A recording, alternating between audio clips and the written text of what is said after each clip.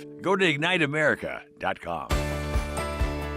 In any given day, there are situations arising where, without a specific person's contribution, well, things might happen in very different ways. From Moody Bible Institute, this is Today in the Word, and I'm John Gaker. When her brother was killed by Jehu, Ahaziah's mother, Athaliah, sent out to destroy all the heirs to the throne, including her grandson, Joash. But Jehosheba, Joash's aunt, risked her life to save the boy and the Davidic line. He was the sole remaining heir. Well, she, along with her husband Jehoiada, a priest, sheltered that boy for 7 years. Meanwhile, Athaliah ruled as queen over Judah and continued her son's idolatrous behavior. She was, after all, a daughter of Ahab. But when the time was right, Joash was revealed by the nation, who overthrew Athaliah and restored the young heir to the throne of David. Today in the Word, we read in 2 Kings 11, verse 17, "Then Jehoiada made a covenant between the Lord, the king, and the people, that they would be the Lord's people." While he was young, Joash followed the lead of his mentor, Jehoiada, who restored Judah's commitment to their covenant with God and to the eradication of Baal worship in the country. Later, Josiah called for a restoration of the temple, which by now was over 100 years old. All this began with one person risking her life to save a child. Jehoshaba's courageous act preserved the line of David, the line from which the Messiah would descend, and through whom the kingdom of God would be restored. Amazing. Hear today's devotional again online at todayintheword.org. todayintheword.org.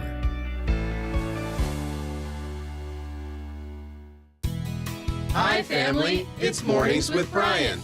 Every weekday, we hope you listen and join in as we discuss different topics in the church, our communities, and the world, all from a biblical perspective. And now you can watch us and our in-studio guests at the same time. We live stream the program daily through YouTube and Facebook. So, subscribe to Mornings with Brian on YouTube or like us on Facebook. Then watch us live Monday through Friday, 6 to 9 a.m. on Moody Radio, Cleveland.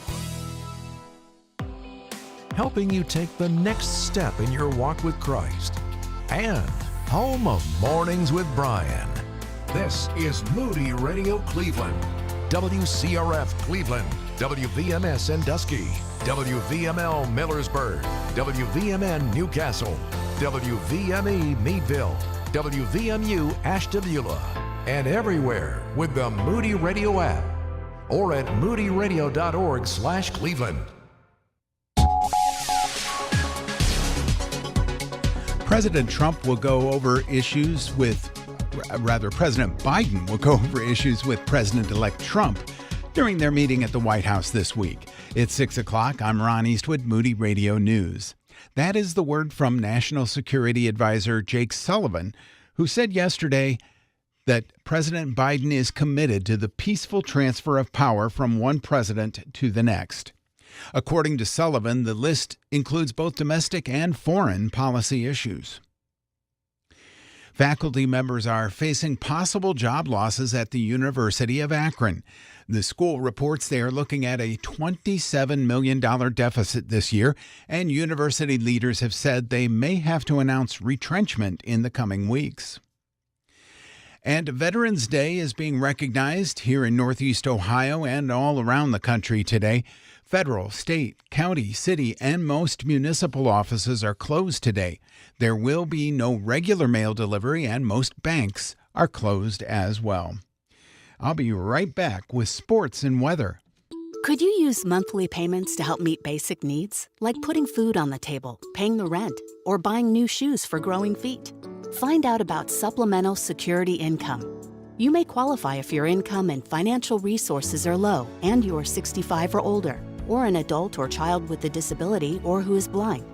Call 1-800-772-1213 or go to ssa.gov/SSI. Produced by Social Security at U.S. taxpayer expense.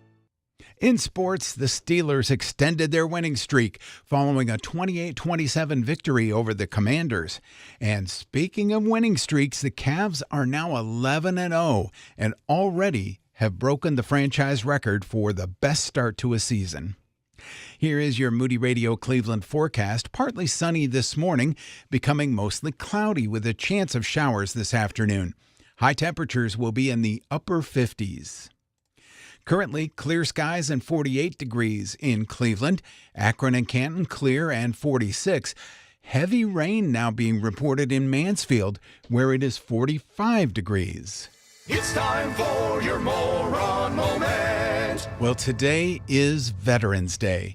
Originally called Armistice Day, it began as an occasion to reflect upon the heroism of those who died in our country's service. It falls on November 11th. That's the anniversary of the signing of the armistice that ended World War I. In 1954, the name of the holiday was changed from Armistice Day to Veterans Day in order to recognize veterans of all wars. Vets, thank you for your service. And please take advantage of the many free offers for you today, including Starbucks, Dunkin', Applebee's, and BW3, among many more. And that's your Moron Moment. And you'll find that on our Facebook and Instagram. It's 6:03 with Moody Radio News.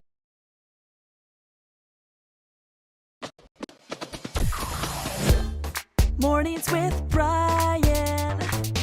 Moody Radio Cleveland. 103.3 at 6 to 9 a.m.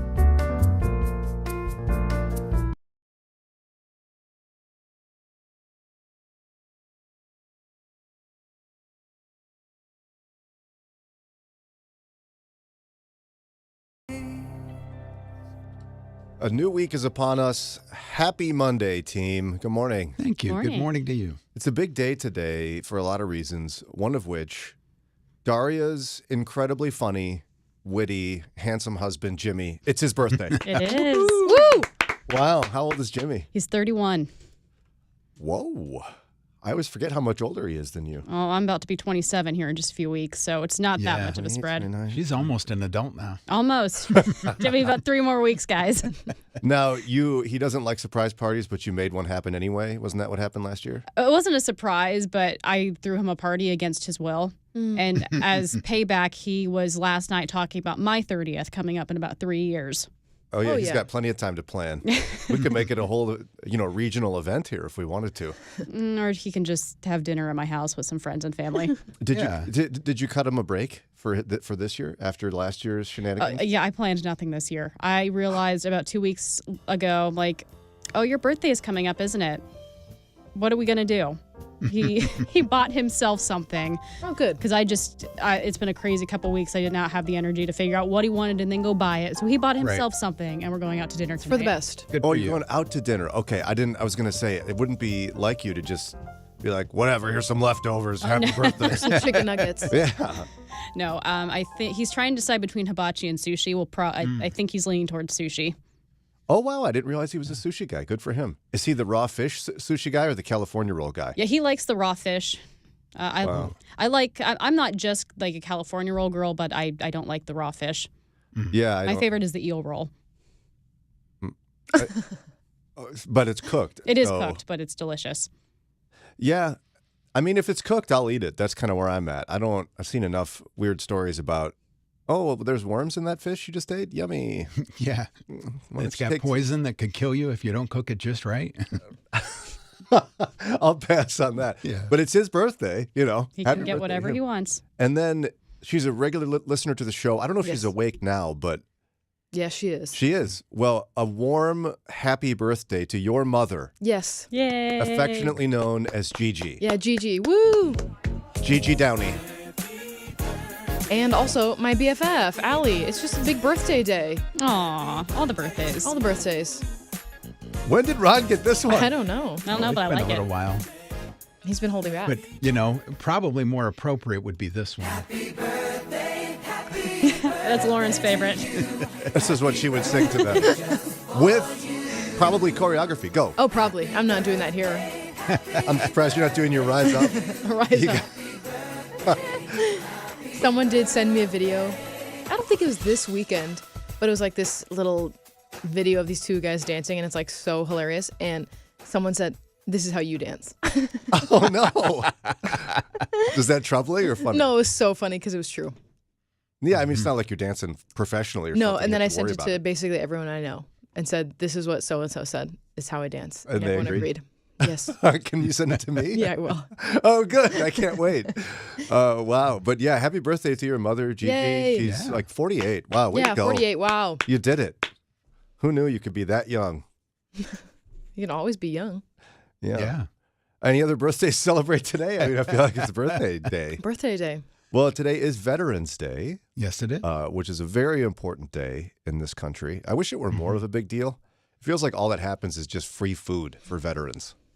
Yeah, there's a parade, 12:30 downtown Cleveland. Oh, cool. Is there? Yeah, I don't know how many other, local cities do it. New York, of course, has one, and probably other major cities, but Cleveland's going to have one. And it's always inspirational to see some of the senior citizens out there strutting their stuff as best they can. Yeah. And you just want to go to cheer them on. There's a meme that goes around and shows a Vietnam guy, shirt off, but the long khaki pants and stuff. And they say that 70-year-old man with the veteran's hat that you make fun of once was more BA than you'll ever be. And I thought, that is so true. Kids today, I mean, adults today, 40 and under, most have no idea what it takes to be, as one meme said, you write a check to the government that basically says payable up to and including my life, and they send you out. Yeah, and we'll always be grateful to the greatest generation for turning the tide of World War II and what they did. And they gratefully had all the parades when they came home. Mm-hmm. The unique challenge that faced veterans like my father was coming home to people that were angry with you. Yeah. And you were forced to go. And I'll never forget, I've shared it before, but maybe somebody's missed it. My parents took us on a trip to the East Coast when I was going into 7th grade. I was a total stud, 5'4", 113 pounds. Ooh, all muscle. Solid muscle. Anyway, one of our stops, of course, was Washington, D.C., and right near the Vietnam Memorial, but closer to the Lincoln Memorial, there was a Vietnam vet, classic, long hair, kind of a biker type look to him, right? And he had a map up of Southeast Asia, and he was chatting with people. And my dad walked up and showed us on a map where he was stationed in Thailand for a year. And the guy walked over to him and said, "Did you serve?" And he go, "Yeah." First words out of his mouth were, "Welcome home." Yep. Mm. And I didn't get it. I was like, well, that's a little weird. My dad explained later that nobody welcomed them home. Right. And it was an emotional moment even for my dad, who, trust me, he did not want to go. If you listen to my podcast series, The Grandfather Effect, he went to kind of comical lengths to try to be rejected from the medical exam. But they were letting everybody in at that point. And he had a low draft number.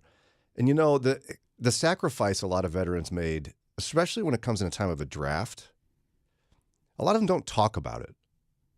My dad was, he's a drummer, loves music, always has. I've mentioned he paid for his undergraduate degree playing drums in a band back when you could afford college and could pay for it with playing drums. But he was playing in a band 6 nights a week when he got drafted. And I think he was probably on his way to being a professional musician. And being drafted changed everything. Sure. He lost that opportunity. He lost the spot in this regular playing band. And even he told me later on that he was accepted to be in, I think, the Army band. But it would have required an extra year of service, so he said no. Okay. And opted for going overseas just so he could get it over with as fast as possible. Yeah. But he's never said, man, I gave up a potential career as a musician. But I think he did. That's a huge sacrifice to go from that to working in HR. God bless you if you're in HR, but it's pretty different than playing drums, especially when you work for a multinational company that downsizes for your entire career. And you spend your career laying people off. Yeah. Literally. Wow. That's horrible. I mean, I remember when I was a kid, I'd watch the Jetsons and somebody got fired and like just a weird door went open and they were shoved into this door that had flames coming out of it.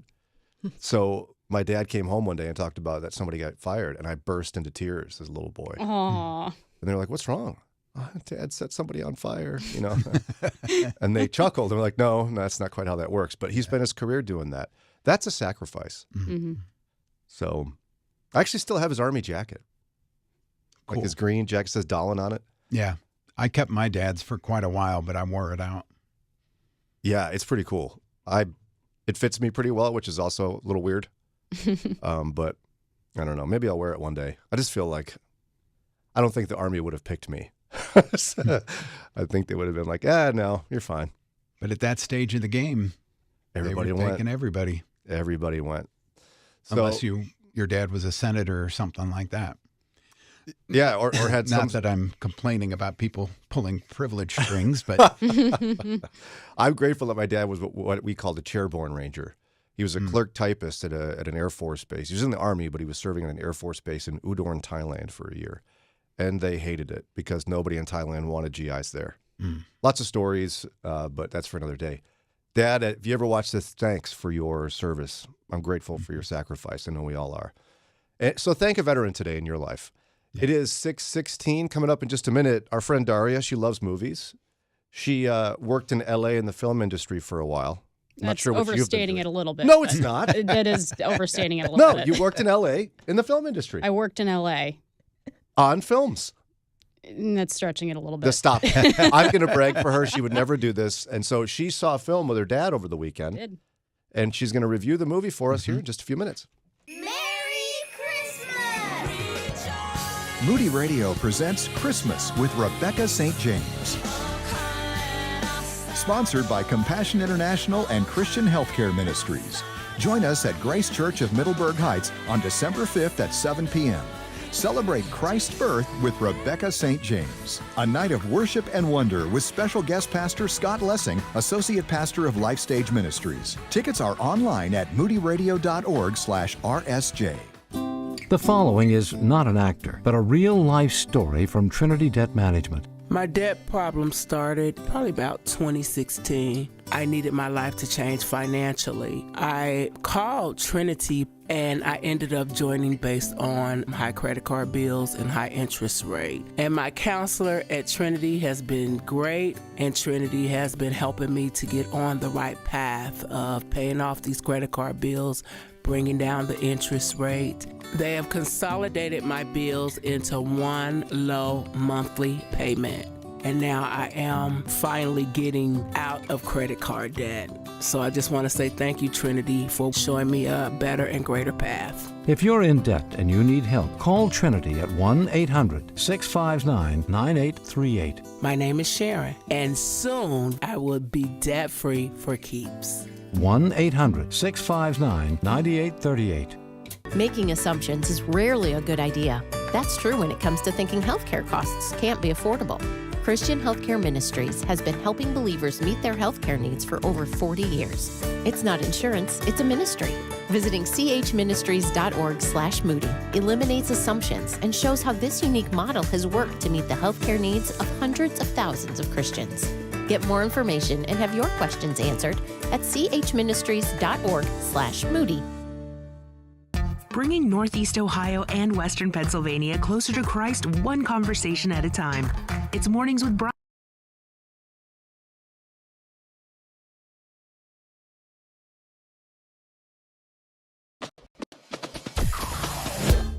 Mornings with Brian. Moody Radio Cleveland.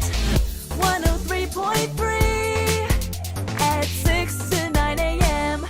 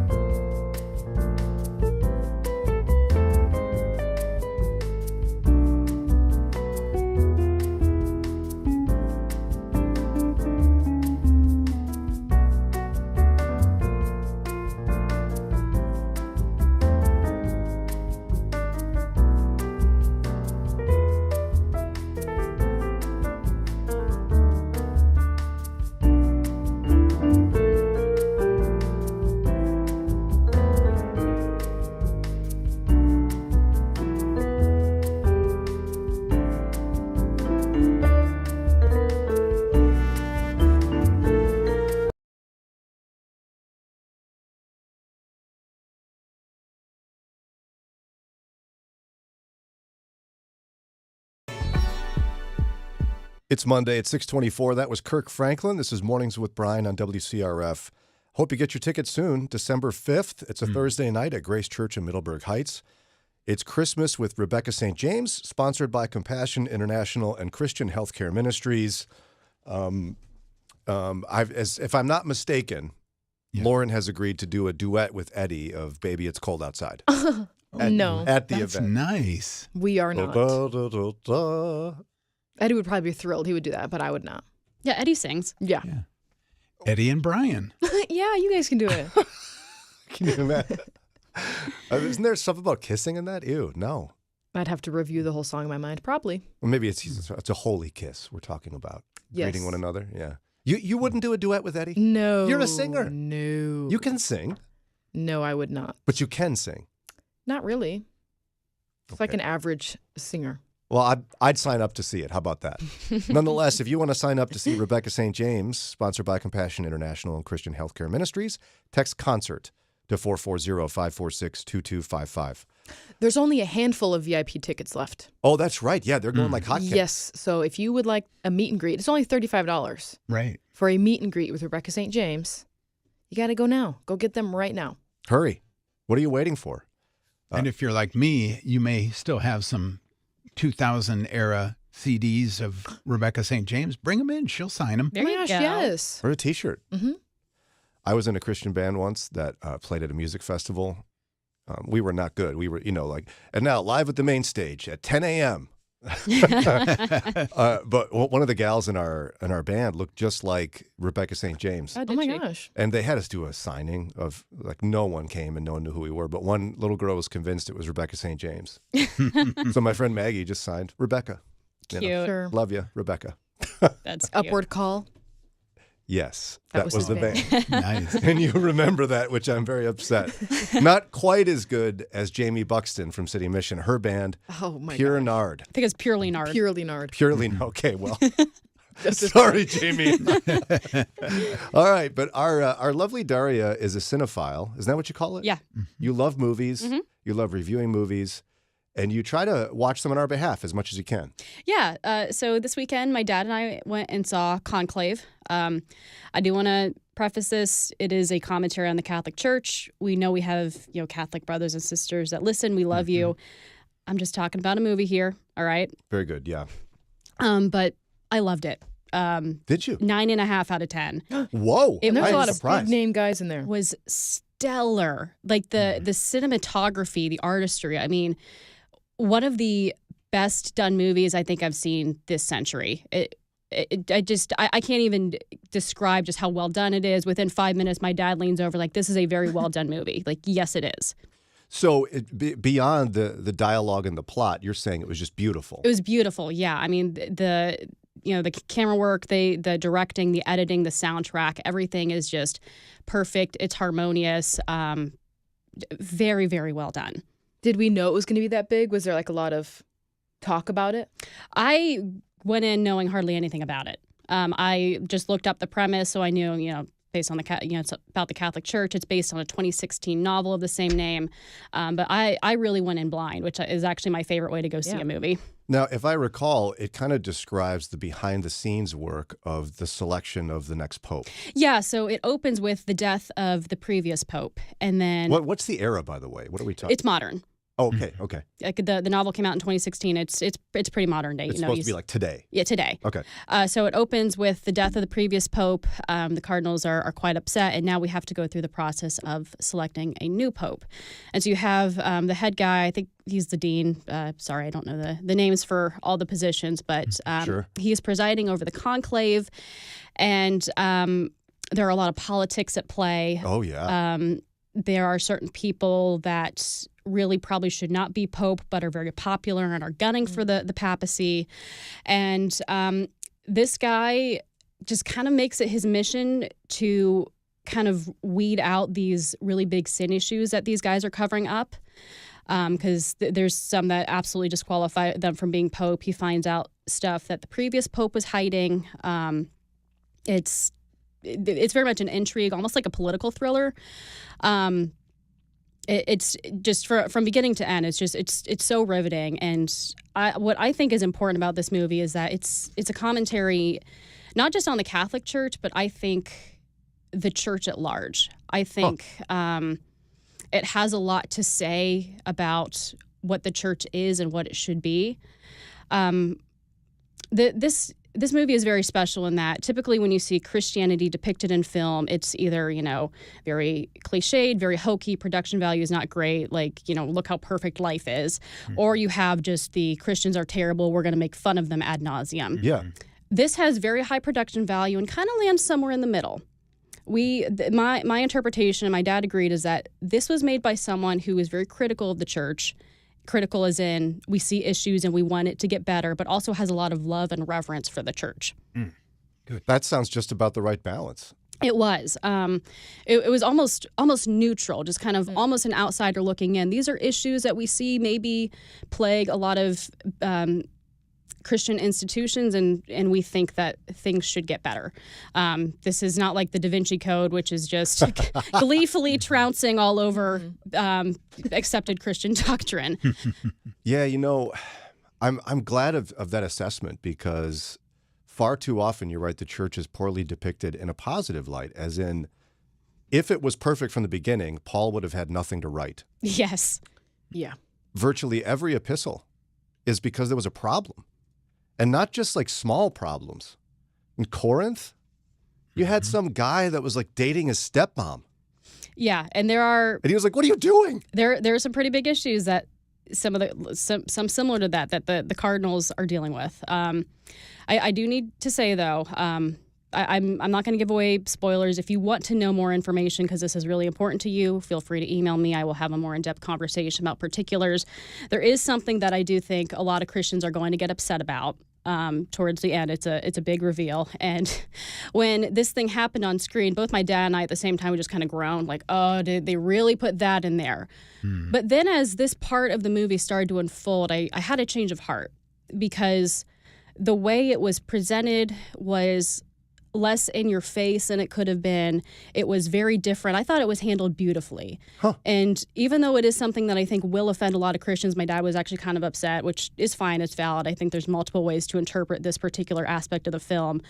I don't think it was done in a way that was necessarily and inherently against Christian doctrine, if that makes sense. So again, if you want to know what this is specifically, feel free to email me, daria.swisher@moody.edu. But I think that this is actually a really important movie for Christians to see. There's a lot of self-reflection that I think can be done about the larger church, about yourself. This is going to make you uncomfortable. There are things that are going to offend you. And there are plenty of ideas that you're feel free to reject or accept as many as you want, because there are plenty of ideas I think you should reject. But there's also a lot I think you should sit with, and overall it's just incredibly well done. I'm really hoping it cleans up at the Oscars this year. What's the age range you'd recommend? So it is PG, but I would recommend... PG? Yeah. When's the last time that happened? I would definitely... recommend this for 13 and up, just because I think any younger than that, they're going to be bored out of their minds. Gotcha. So there's not a whole lot in terms of this is not appropriate. It's just this is not a movie that's aimed at kids or the whole family. That's wonderful. Thank you for the review. I'm a little surprised, but now that I even reflect on, you ladies probably don't remember when Benedict XVI was selected as the new pope, but it was a dramatic time. I mean, all of the cardinals from all across the globe are sequestered in the Sistine Chapel. And there's a camera trained down the chimney to see if the white smoke comes out. Because there's every time they vote, smoke, they have to send out smoke through the chimney. So right? they burn the ballots. That's what it is. That's how, I don't know if that's how they actually do it. That's how they did it in, I think it in is the movie. how they do it, yeah. And so one of them will be the next pope. It's wild. It was really a fascinating thing as just a person who loves history to watch. Thank you, Daria. It is 6:33. It's time for us to pause for prayer. When we come back, of course, the holidays are upon us, and it can be one of the most stressful times of year, even when it just comes to making plans with your family. We'll continue that discussion and look at a Dear Carolyn article here in just a minute. I'm John Kersey, and this is Pause for Prayer. An after-school Bible Club project asks kids to donate money to help children in war-torn Ukraine. Another child, aged 11, heard about the project and mailed in an envelope containing $3.45 and added a note. "This is all I have for the kids in Ukraine.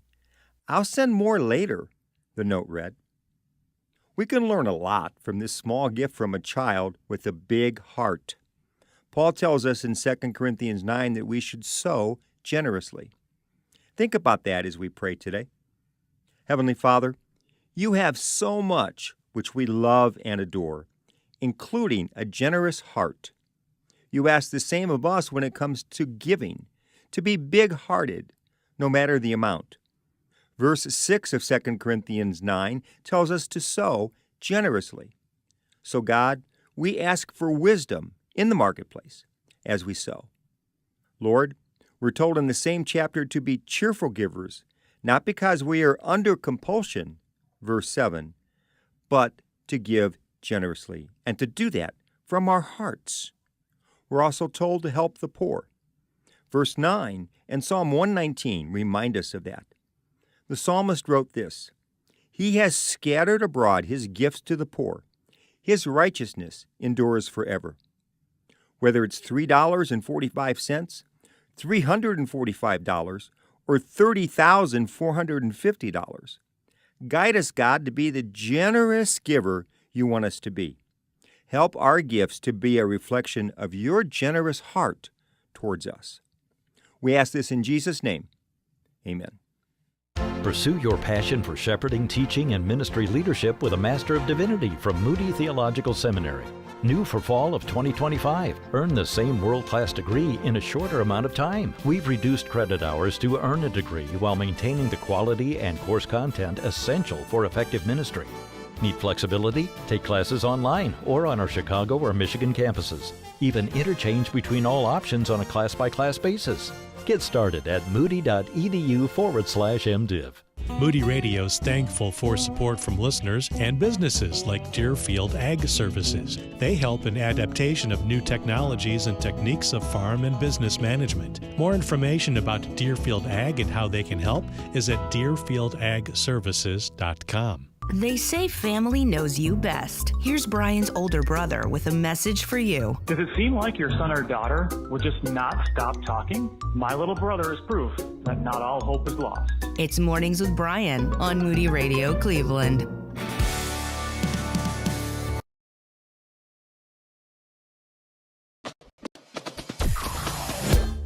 Mornings with Brian.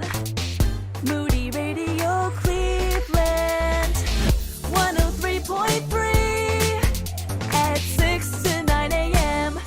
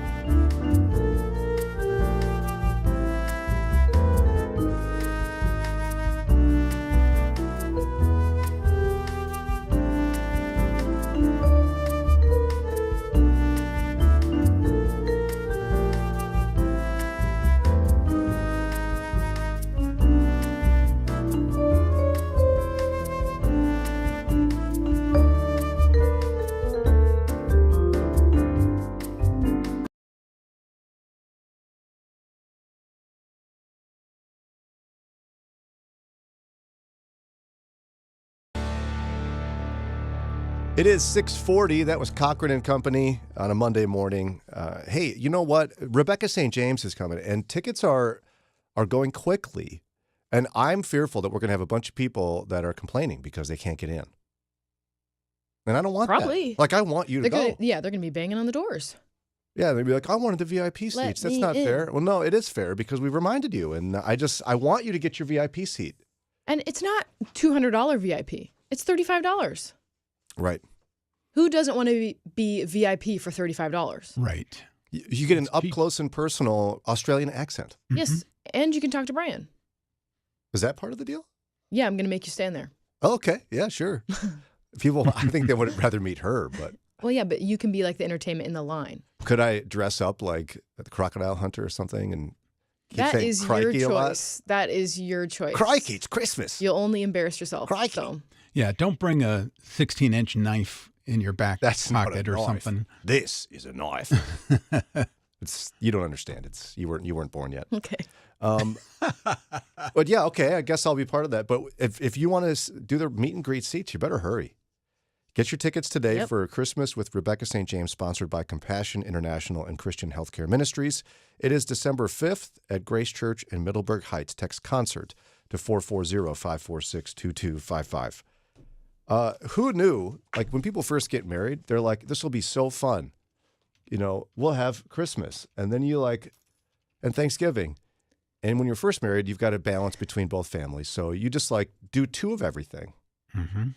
And then for some people, they end up having a kid and they go, oh no, this has gotten harder. What are we going to do now? And you got this mother-in-law is upset but not saying anything, but you know she's upset. Then you've got the sibling who's a problem. And suddenly the holidays get horrible. Yeah, or you have divorced parents, so then Yes. it's like another layer. Mm-hmm. So it's not just two sides. Yep. It's 3, maybe 4. I'm amazed at how many people do like 2 to 4 Thanksgivings in one day. How could you? You just roll me to the next house. Well, no, Sarah and I did it for a while, and then I'm just like, we're done. We're not doing this. Yeah, dragging the kids is the straw that breaks the camel's back. Yes, it is. And my parents did we're going to visit each set of parents on Christmas. I think they did that for like 2 years, or maybe it was more than that. But when I was like a year or two, they're like, we're done. No more. Can't do it. And if you don't like it, then okay. Bye. You can come see us. Exactly. Yeah, exactly. Now, the advantage Sarah and I had is when the kids our oldest was only 3 when we moved away from Minneapolis. And so they could come see us or not. We did travel a lot early on, but it just got to be too much. So somebody wrote to a newspaper for one of those Dear Abby / Carolyn ones. So I don't know what happened to Abby, but Dear Carolyn's answering this one. Here's what somebody wrote. I have a complicated relationship with my brother and his wife, mostly his wife. They have a 2-year-old son, and I adore my nephew. They live a plane ride away, and it can be hard to visit them. I work in education without remote work options and don't get a sub during non-school breaks. They both can work remotely when desired. Also, my sister-in-law had a traumatic birth, and they had some marriage issues since, though apparently things are getting better. Better appears to be my brother going along with whatever she wants. But that's another story. My issue is with... Doesn't sound like another story. Sounds like it's a part of the story. My issue is with upcoming holiday time. Numerous times last year, I asked to visit. I was told it wasn't a good time. They came this summer for my wedding and left a day early because my nephew wasn't sleeping well. Not uncommon for first travel, but cause for panic for my sister-in-law. Now they say they will not come again anytime soon. Quote, anytime soon. After some back and forth with them on plans, that would mean my husband would not get to spend Christmas with his parents who have health issues. I'm feeling angry at my brother and sister-in-law for always bending plans to suit them and not caring about the effect on others. We've tiptoed around them for years, actually and metaphorically. Is there anything I can say that will make a difference? Wow. It does feel like there's a very thick subtext below there.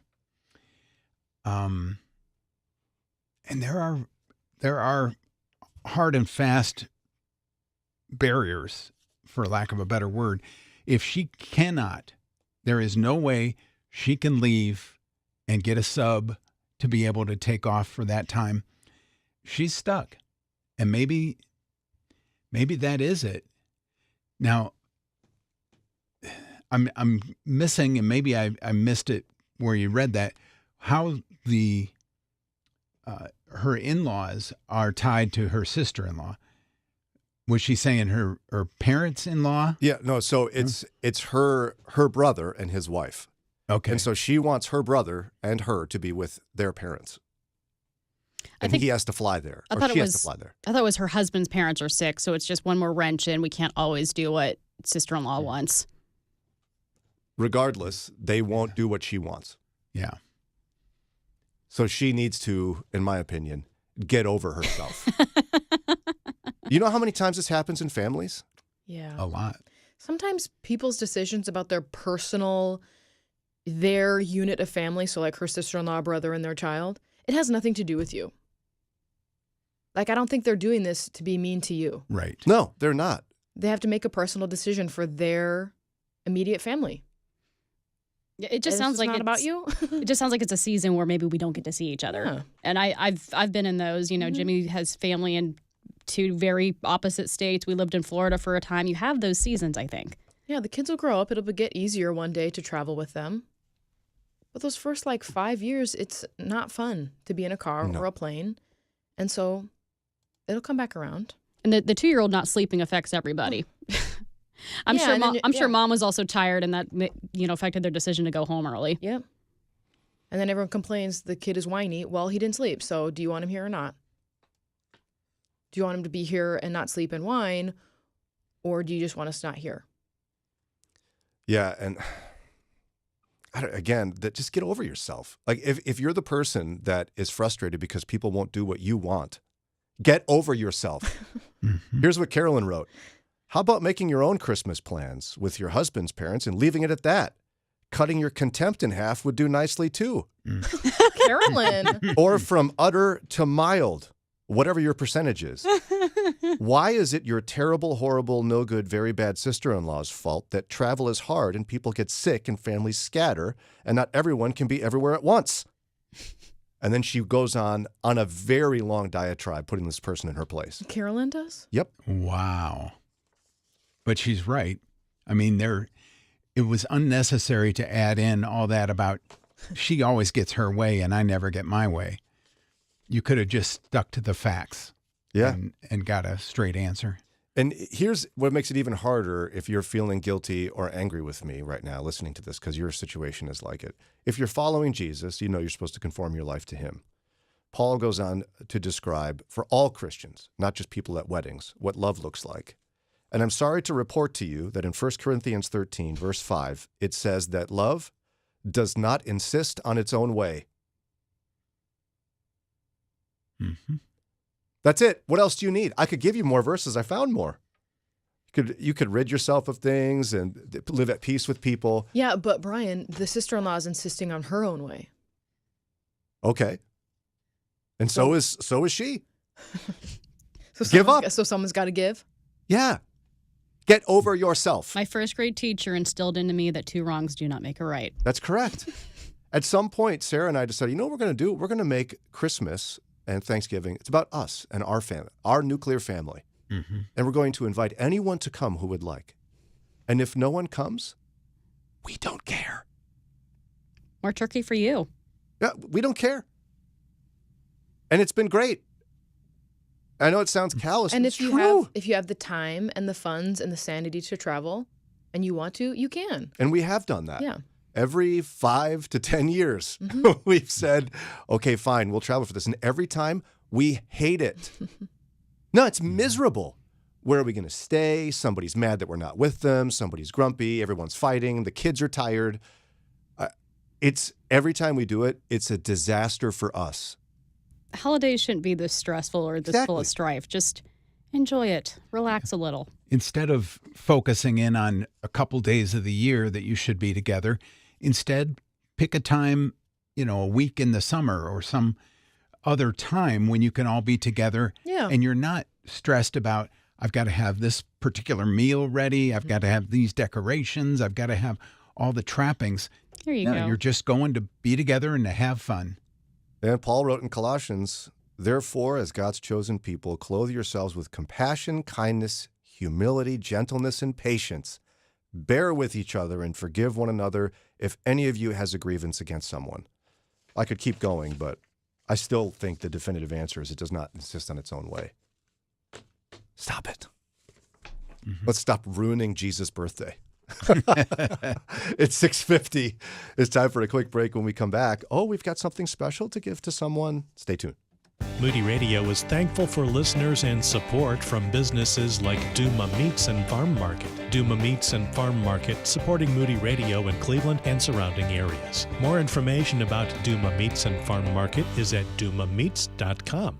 Moody Radio is thankful for Kingdom Story Company, the creators of Jesus Revolution, now releasing the best Christmas pageant ever. The Herdman kids are absolutely the worst. They lie, they steal, they bully. And when they hijack the town's sacred Christmas pageant, they might also be exactly what the community needs to be reminded of the true meaning of Christmas.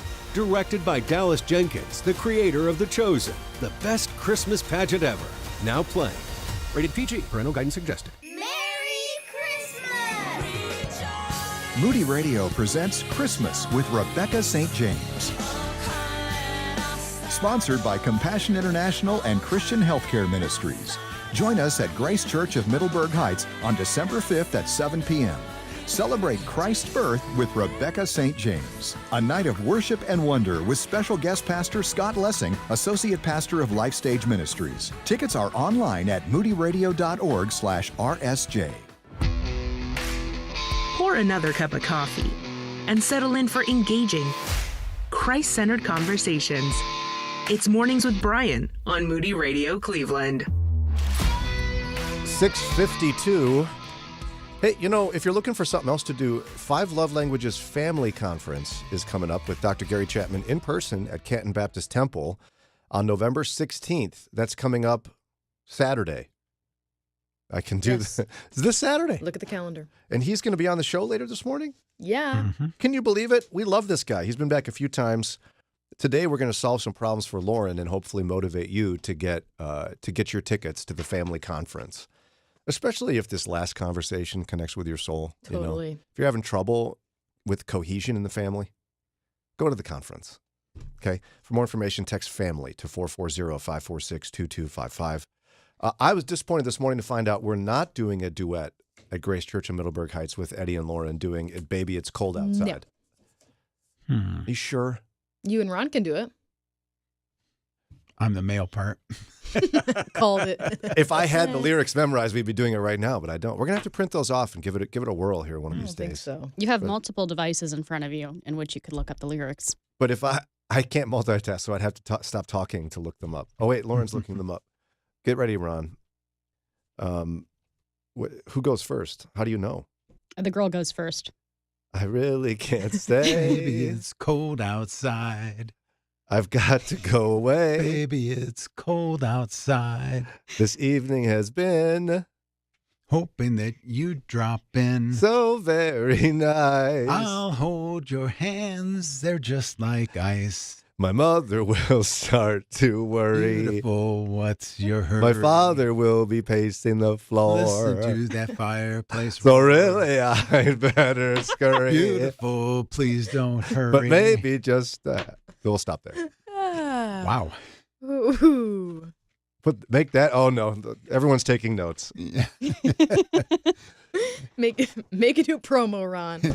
I have a timestamp. Look for it later. We never did the big refrain. I stopped at the drinking part. I didn't think people wanted the drinking part. No. Baby, it's cold. We can be drinking outside. cider. Hot chocolate. Yeah, there you go. Okay, so we don't have to do it at the Rebecca St. James concert because we just did it. But Christmas with Rebecca St. James is just a few weeks away, sponsored by Compassion International and Christian Healthcare Ministries. It's December 5th. Grace Church of Middleburg Heights. I'll be there. Ron will be there. Dana will be there. Dana's relatives. Yeah. I was going to say your brother, but he already bowed out. Right. But your sister-in-law. Sister-in-law and her sister, which is also my sister-in-law. Lauren will be there. I'll be there. Sarah will be there. It's my understanding exciting. that Grace and Sophia and Matthias Oh will my be there. gosh. Oh, how fun. What a crew. Yeah, it'll be a whole party. And you could join us. You can just text concert Yes. to 440-546-2255. Tickets are going fast. Or what? do you want to give some away, Lauren? Yeah, let's do it. How many? A pair. All right, we're going to give away a pair of tickets right now to caller number, Daria. 3. Caller number 3, 440-546-2255. 440-546.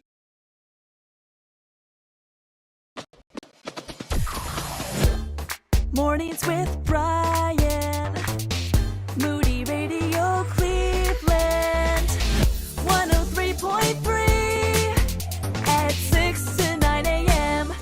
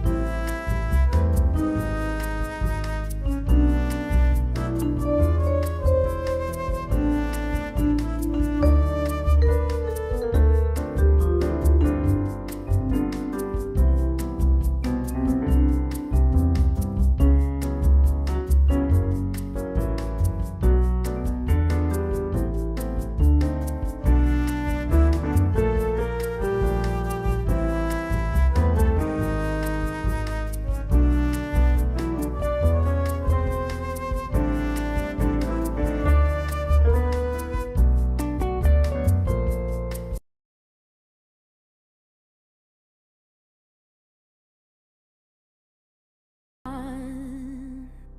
little twist at the end there. I haven't heard that. Gosh, I that like was that. new.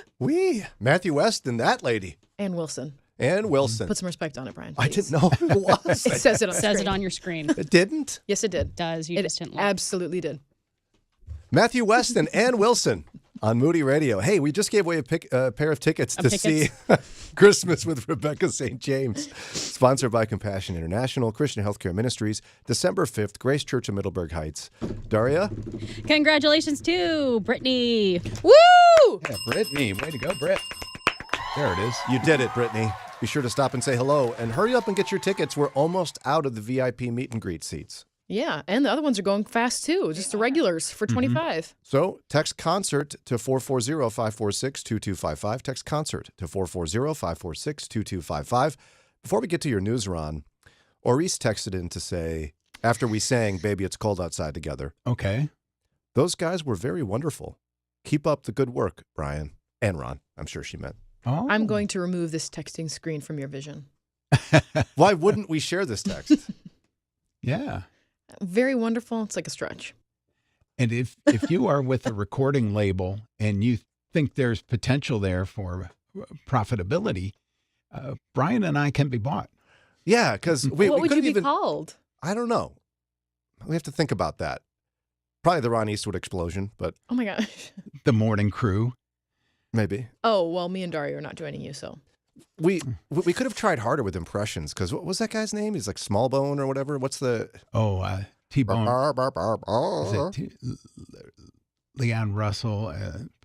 Leon Weatherbone. Yeah. I'm stuck, but I know who you mean. I It's don't even something know how like to that. search it for you. And then I could sing it up here. Baby, it's cold outside. Yeah. Ron, we're going to keep working on this. We're going to keep working on it. Okay, good.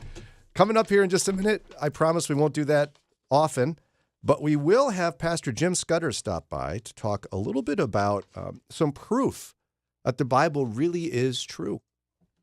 Mornings with Brian on Moody Radio Cleveland, WCRF Cleveland, WVMS Sandusky, WVML Millersburg, WVMN Newcastle, WVME Meadville, WVMU Ashtabula, and everywhere with the Moody Radio app or at moodyradio.org/Cleveland.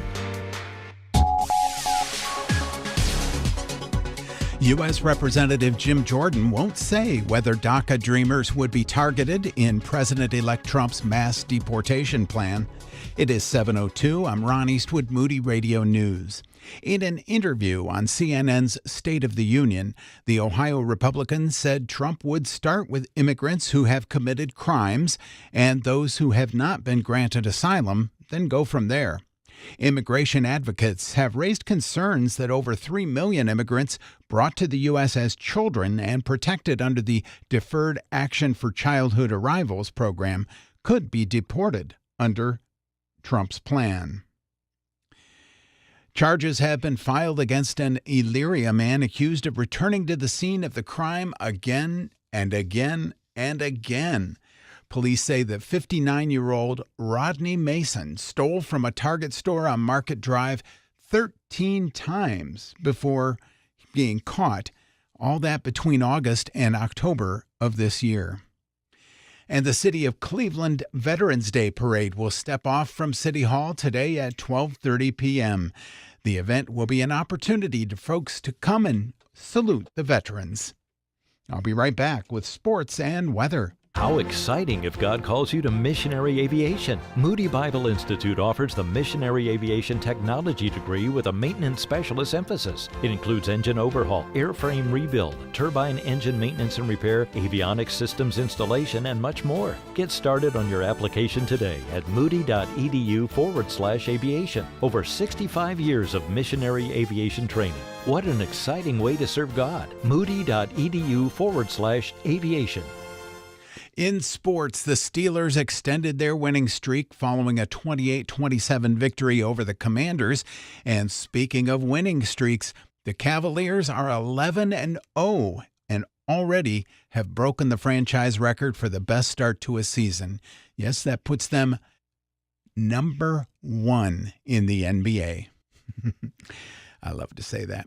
Here's your Moody Radio Cleveland forecast. Partly sunny this morning, becoming mostly cloudy with a chance of showers this afternoon, and our highs are going to be in the upper 50s. At last check, clear skies, 47 degrees in Cleveland, Akron and Canton, clear and 44. We've got some clouds over the Ashtabula area, and the temperature there, 51 degrees. It's time for your moron moment. Well, today is Veterans Day. Originally, it was called Armistice Day. It began as an occasion to reflect upon the heroism of those who died in our country's service. It falls on November 11th, which is the anniversary of the signing of the armistice that ended World War I. In 1954, the name of the holiday was changed from Armistice Day to Veterans Day in order to recognize veterans of all wars. Vets, thank you for your service. And please take advantage of the many free offers for you today, including at Starbucks, Dunkin', Applebee's, and BW3. And that's your Moron Moment. And you'll find that on our Facebook and Instagram. It's 7:05 with Moody Radio.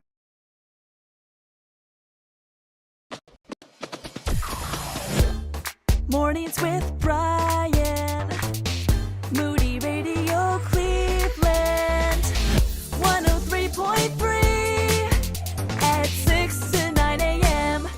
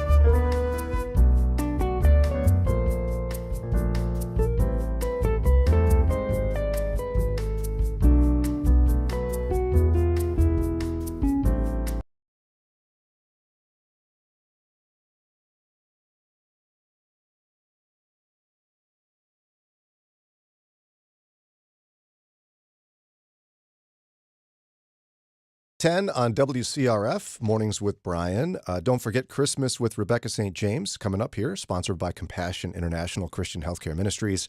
The VIP seats are almost gone.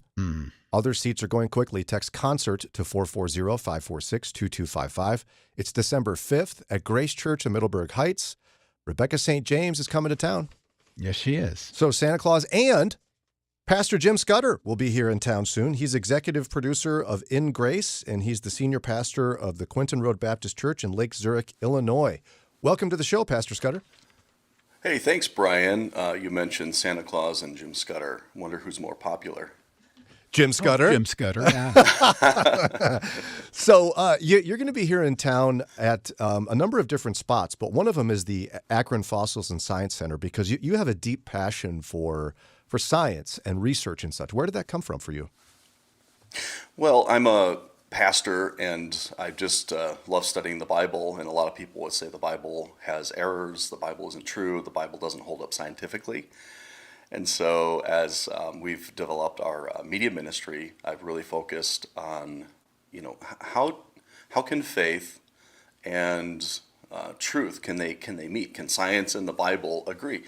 And the more I've done this research, the more programming we've made on our TV and radio programs, the more I've noticed that every time we've investigated something, historically, scientifically, archaeologically, the Bible holds up every time. It actually is astounding me the more I do this. Now, I came at it from a perspective the Bible is true. That's how I grew up. But you hear what people say, and then you wonder, especially when you're a young person. And I just love the fact that God got it right, and often we've gotten it wrong. Yeah, I mean, do you have a favorite piece of scientific evidence that proves the Bible? I've got a lot. I don't have a favorite, but, in Acts 1, the Bible says in verse 3 that Jesus showed himself alive after his passion by many infallible proofs. So I've taken that and developed a talk, and I'm going to be in Akron area and down in Coshocton. I didn't know where Coshocton was until my brother-in-law moved there. He's a pastor, and my sister. So I'm excited to be there next week. But anyways, we're going to springboard into some of these subtopics, like, did the Bible suggest the vastness of space, the number of stars, where our human brains can't really even comprehend it? But the Bible talked about the heavens declaring the glory of God. David said, when I consider the heavens, the work of thy fingers, the moon and the stars which thou hast ordained, what is man? The more we study the universe, the smaller we feel, and the more amazed I am that God has his focus on us. So how many stars are there? Before we had magnification, they thought maybe 10,000. So when the Bible was written, and the Bible has equated in Genesis and in Jeremiah that the number of stars are, similar to the number of grains of sand in the sea. Well, how would we have known that until we've gotten, telescopes, and now the space telescopes, first with Hubble and now Webb?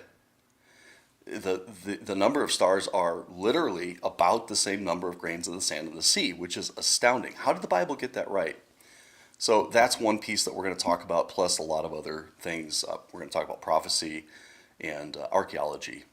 I love hearing about archaeological discoveries because time and again they point to the accuracy of scriptures. Could you chat about maybe one or two recent discoveries in archaeology that point to the truth of Scripture? Sure. My favorite, we've been doing a lot of recording and filming in Israel. By the way, we're on your station every Sunday. I think it's at noon. And so if people want to watch or listen to In Grace, they can listen to on Moody Radio Cleveland. We're Wonderful. also on Moody Chicago and a few other Moody stations. And then we have a show on TBN every Saturday afternoon. So all of this is, and it's on YouTube, all of this is on media. So we've been filming in Israel a lot.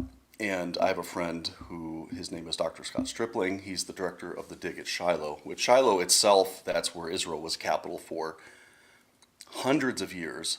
That's where the tabernacle, the Ark of the Covenant sat. And they're finding evidence of all of this. But more astounding than that, Scott decides to go and sift through a discard pile from a much earlier archaeological dig up on what's called Mount Ebal. Mount Ebal is it's called the West Bank. I'd rather call it the biblical name of Samaria. It's the Mount of Cursing. When Joshua went to do the blessings and cursings as God directed, Mount Ebal was the Mount of Cursing. And the Bible says that Joshua built an altar on Mount Ebal. Well, maybe 30 years ago, an atheist archaeologist by the name of Adam Zertal, Jewish man, was doing a survey and finds an altar on Mount Ebal, an ancient altar from the time of Joshua, and he becomes a believer. So Scott decides to wet sift Adam Zertal's discard pile, because you can easily miss things, and he's using wet sifting to really pull out things that people have missed. And he finds what he called, or what is normally called, the Mount Ebal Curse Tablet. Now, if you don't know what this is, it's a recent discovery. It's one of the earliest forms of Hebrew writing ever discovered, and it has the name of God, of Yahweh, on this curse tablet. And it's a curse tablet, which is, you can write a curse on, you kind of inscribe it into lead and fold it, and then you put it into, it's kind of like, if we ever break these promises to God, God curse me. All of these things come together, and it dated back to the right time of Joshua. And it also proves that they could read and write back then. People have said they can't read and write, so when the Bible says, teach these things to your children, write them on the doorpost, all of these things, they said, well, people couldn't do that back then. Well, they could, and the Bible, again, gets it right every time. That's incredible. And I'm sure folks are excited to hear more on this, because we don't need these things, but I think it's kind of like spiking the ball, just showing how true the scriptures really are. And you've got 2 different appearances here in town. Tuesday, November 19th, 7 p.m. at, is it Hamatown Baptist Church in Norton? I'm not sure. I think so. It's sponsored by the Akron Fossils and Science Center, and it's Hampton Baptist Church. It's all on our website. If you go to ingrace.us, you can click on the banner, and they could choose either the Akron area or the Coshocton area, the Akron is next Tuesday night, and Coshocton is next Wednesday night. We'd love to have people out and to meet folks as well that listen to In Grace. Would you recommend it for all ages, or is this mostly for adults, or what? I would. So I think young people need to hear this, and if I see young people in the crowd, I'll bring it down to my level. Slash mine. Seriously, I think we can make sure everybody needs to hear this, especially young people, because they're the ones that the world is saying the Bible isn't true, the Bible's not accurate. And I tell you what, once you really examine it, why don't people talk about this? Because they don't believe the Bible, they don't want to believe the Bible, and the Bible is reliable, and I want people to know that. Wonderful. Okay, so what's the website one more time in case folks want to go see you next week when you come to town? Sure. The easiest way to get to the information is ingrace.us, ingrace.us, and they'll see it right on the main page, a banner that says, Pastor Jim's coming to Ohio, and I would love to meet folks. Again, Pastor Jim Scudder, Senior Pastor of the Quinton Road Baptist Church in Lake Zurich, Illinois, and President of Day Spring Bible College. Thanks again for your time today, my friend, and may God be with you as you travel. Thanks, Brian, Lauren, and all of you. God bless you as well. Have a wonderful Veterans Day, and let me also say thank you, veterans. God bless you all. Amen. It is 7:18. Time for a quick break. When we come back, Lauren's feeling generous again. Uh-oh. It's just, she's out of control. Am I? Oh my gosh. She is absolutely out of control. More generous than you can imagine. We'll explain in a minute. The following is not an actor, but a real-life story from Trinity Debt Management. My debt problem started probably about 2016. I needed my life to change financially. I called Trinity, and I ended up joining based on high credit card bills and high interest rate. And my counselor at Trinity has been great, and Trinity has been helping me to get on the right path of paying off these credit card bills, bringing down the interest rate. They have consolidated my bills into one low monthly payment. And now I am finally getting out of credit card debt. So I just want to say thank you, Trinity, for showing me a better and greater path. If you're in debt and you need help, call Trinity at 1-800-659-9838. My name is Sharon, and soon I will be debt-free for keeps. 1-800-659-9838. Moody Radio is on the air thanks to support of listeners and Hawkins Sales. They've been serving the electrical industry nationwide for over 30 years. More information about Hawkins Sales is at hawkinssales.com. Mornings with Brian on Moody Radio Cleveland. Looking at today's issues through a biblical perspective.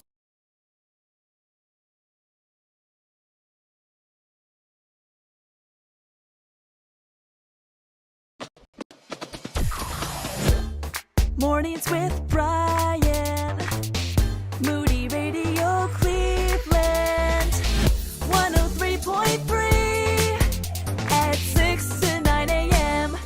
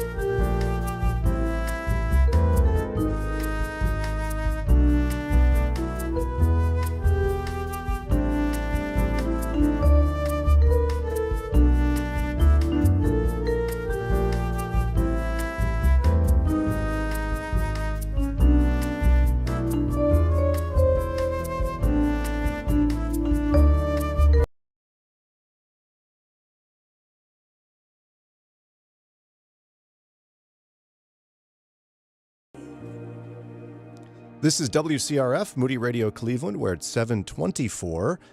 And we had a funny thing over the weekend. My son, Teddy, he'd be mad if I called him that. It's Theo, I think he wants to be called. Theodore? It doesn't matter. He's my kid. I call him what I want. He looked at my wife and he goes, "So we're just not doing Thanksgiving?" What? She's like, "What?" Huh? He goes, "I mean, you're not even talking about it. No one's planning for it. We're just not going to have food? We're just, what?"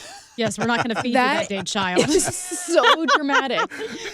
Wow. Because like, oh, sorry, you need to be on the plans. Well, and I don't. Apparently, you're gonna have to use them like taking grocery shopping or something. Well, I don't think he realized that it's still like a couple of weeks away. Yeah. But he was ready for us to start planning and was convinced we had just abandoned it. And which is funny because he's a picky eater. I mean, and like not even just asking, like, "Hey, what are we doing for Thanksgiving?" No. Just oh, we're not having it. Yeah, and I don't think he's going to eat any of it. I don't. He'll eat the rolls.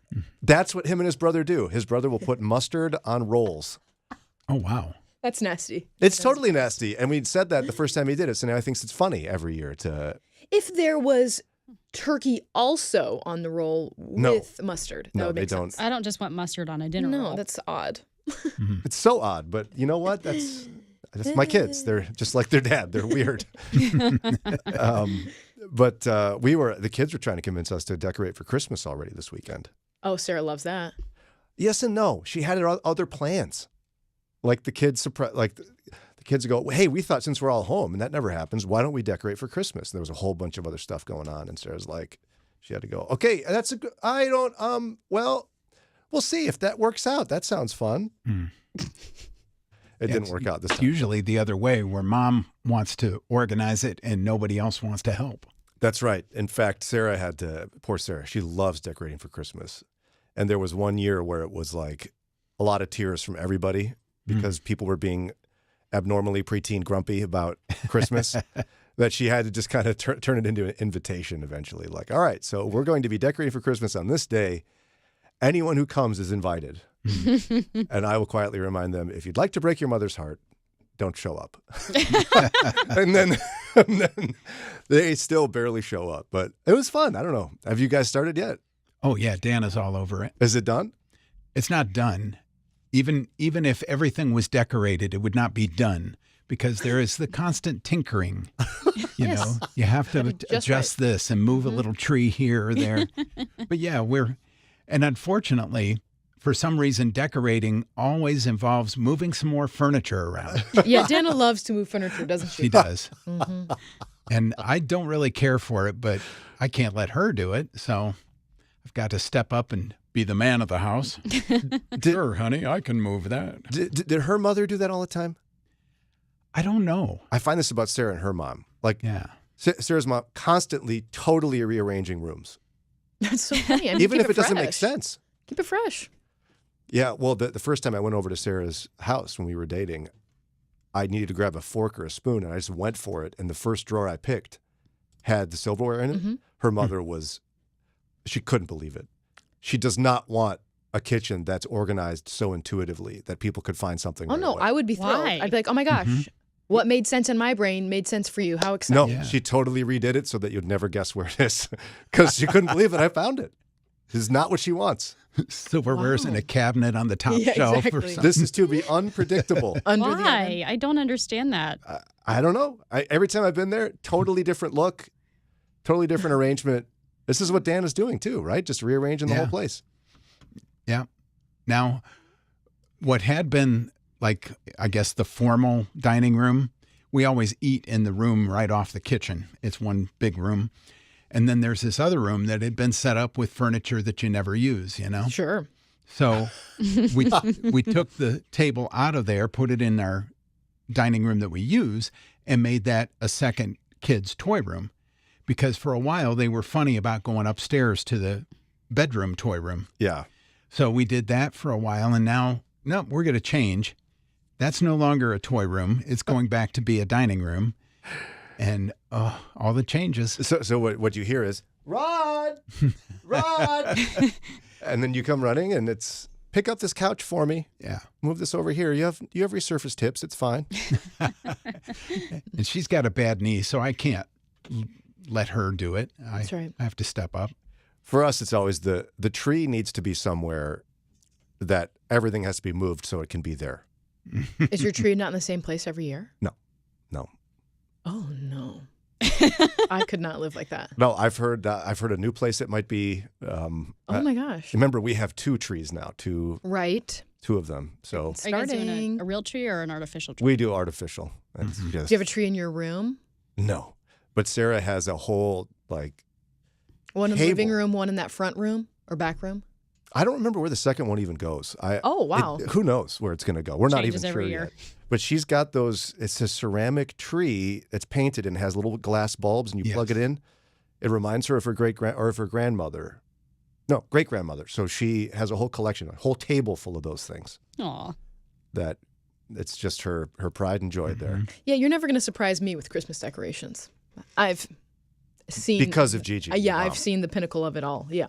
Now, have you decided, this is not your first Christmas in your house? No, it is our second Christmas. Do you have a place already to put the tree? Yeah, it's staying where it was last year. Where do you put it? In our living room. Right in front of the window. Fireplace wall, that corner, by the window and the fireplace. So you block a window? No, it goes between the two windows. Okay. I would like it to be in front of a window, but it doesn't really quite make sense. How does Eddie feel about all this? He's fine. He doesn't care about Christmas decorations? Not really. He wants to have them, but he's not like overly enthused. Do you do a whole family thing where you get all the kids together and you Yes, put we things do it all on together. trees? Yeah, we watch a Christmas movie while we do it. And the boys do it all wrong, and yeah, they get to do like the bottom three. and they put all the things on one branch. And Yes. Do you leave it or do you rearrange No, I it? go fix it. I knew you would. We all do. I'm not looking at that for a month. You You're like, kidding? oh, cute, good job. As soon as they turn around, you move it. Yeah, exactly. They'll never know. Well, we want you to have a wonderful Christmas this year. So we got together with all the people, and we're going to have Christmas with Rebecca St. James coming to Grace Church in Middleburg Heights. Thank you. December 5th. Sponsored by Compassion International and Christian Healthcare Ministries. The VIP meet and greet seats. Going quick. Yeah, and they're the first come, first serve. Otherwise, it's general admission. So no assigned seats. The best seats are the VIP. Those are almost gone. And the other ones are going quickly. So text concert to 440-546-2255 to get your tickets today. Or you are in the Christmas spirit, Lauren. I'm always in the Christmas spirit. Ooh. Let's not get carried away. But you want to give away another pair of tickets? Yes, I do. To caller number what? 7. Caller number 7 gets a pair of tickets to see Christmas with Rebecca St. James on December 5th at Grace Church in Middleburg Heights. Call right now, 440-546-2255, 440-546-2255. After we give away that pair of tickets, the Dr. Gary Chapman is back on the show. I'm John Kersey, and this is Pause for Prayer. Ever make a promise to a child? They remember if you promise to get ice cream or take them to an amusement park. Keeping that promise is crucial to building trust. It's the same way with God. He promised Abraham that he would make him into a great nation, bless him, make his name great, and all his people on earth would be blessed through him. We can read about all these promises in Genesis 12 and Genesis 17. Let's think about God's promises as we pray today. Holy Father, in Psalm 145:13, we read that the Lord is trustworthy in all he promises and faithful in all he does. We see this through your holy word, the Bible. You kept your promise to Abraham and his descendants. Despite moving to Egypt and later living there as slaves, you kept your promise. Even there, you were keeping your word. You had prophesied to Abraham that his descendants would live a long time as foreigners before obtaining the promised land. You also had been with Joseph throughout his life. As a final act of hope and faith, Joseph left clear instructions regarding his burial. God will surely come to your aid, and then you must carry my bones up from this place, he says in Genesis 50:25. And in the book of Joshua, we see Abraham's descendants reclaiming their promised land, Israel, which you told them would be theirs. We thank you, Lord, for keeping all your promises to us. And we thank you for the most important promise of all, of Christ, the Messiah. It is in his name and in his promise of eternal life we pray today. Amen. This is Wayne Shepherd. Did you know that 1 in 3 people do not have access to the good news of Jesus Christ? That's over 3 billion people on this earth that will never have the peace of knowing they will spend eternity in heaven because of what Jesus has already done for them. That's why FEBC, the Far East Broadcasting Company, is focused relentlessly on reaching the unreached. Through radio, digital platforms, and social media, we are sharing the good news in over 150 native languages, and we only have one message, the gospel of Jesus Christ. The work that lies ahead of us is far greater than what's behind us. But fear not, God is with us in everything we do. In faith, you can join us in reaching those billions of people so they will have the opportunity to know that Jesus Christ died on the cross for all of us and will forgive our sins. Learn more at febc.org. That's febc.org. Send joy to a child in need with Operation Christmas Child. Simply pack a shoebox with fun toys, school supplies, and hygiene items. Then bring it to a drop-off location during National Collection Week, November 18th through the 25th. You can also build a shoebox online. And the best part is the good news of Jesus Christ is shared alongside your gift. And each child is given the opportunity to participate in a life-changing discipleship program. Visit SamaritansFirst.org/OCC to learn more. Join the conversation by call or text at 440-546-2255. It's Mornings with Brian on Moody Radio Cleveland.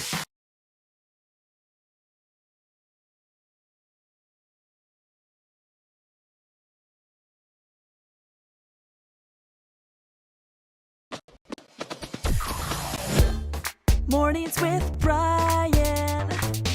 Moody Radio Cleveland. 103.3 at 6 to 9 a.m.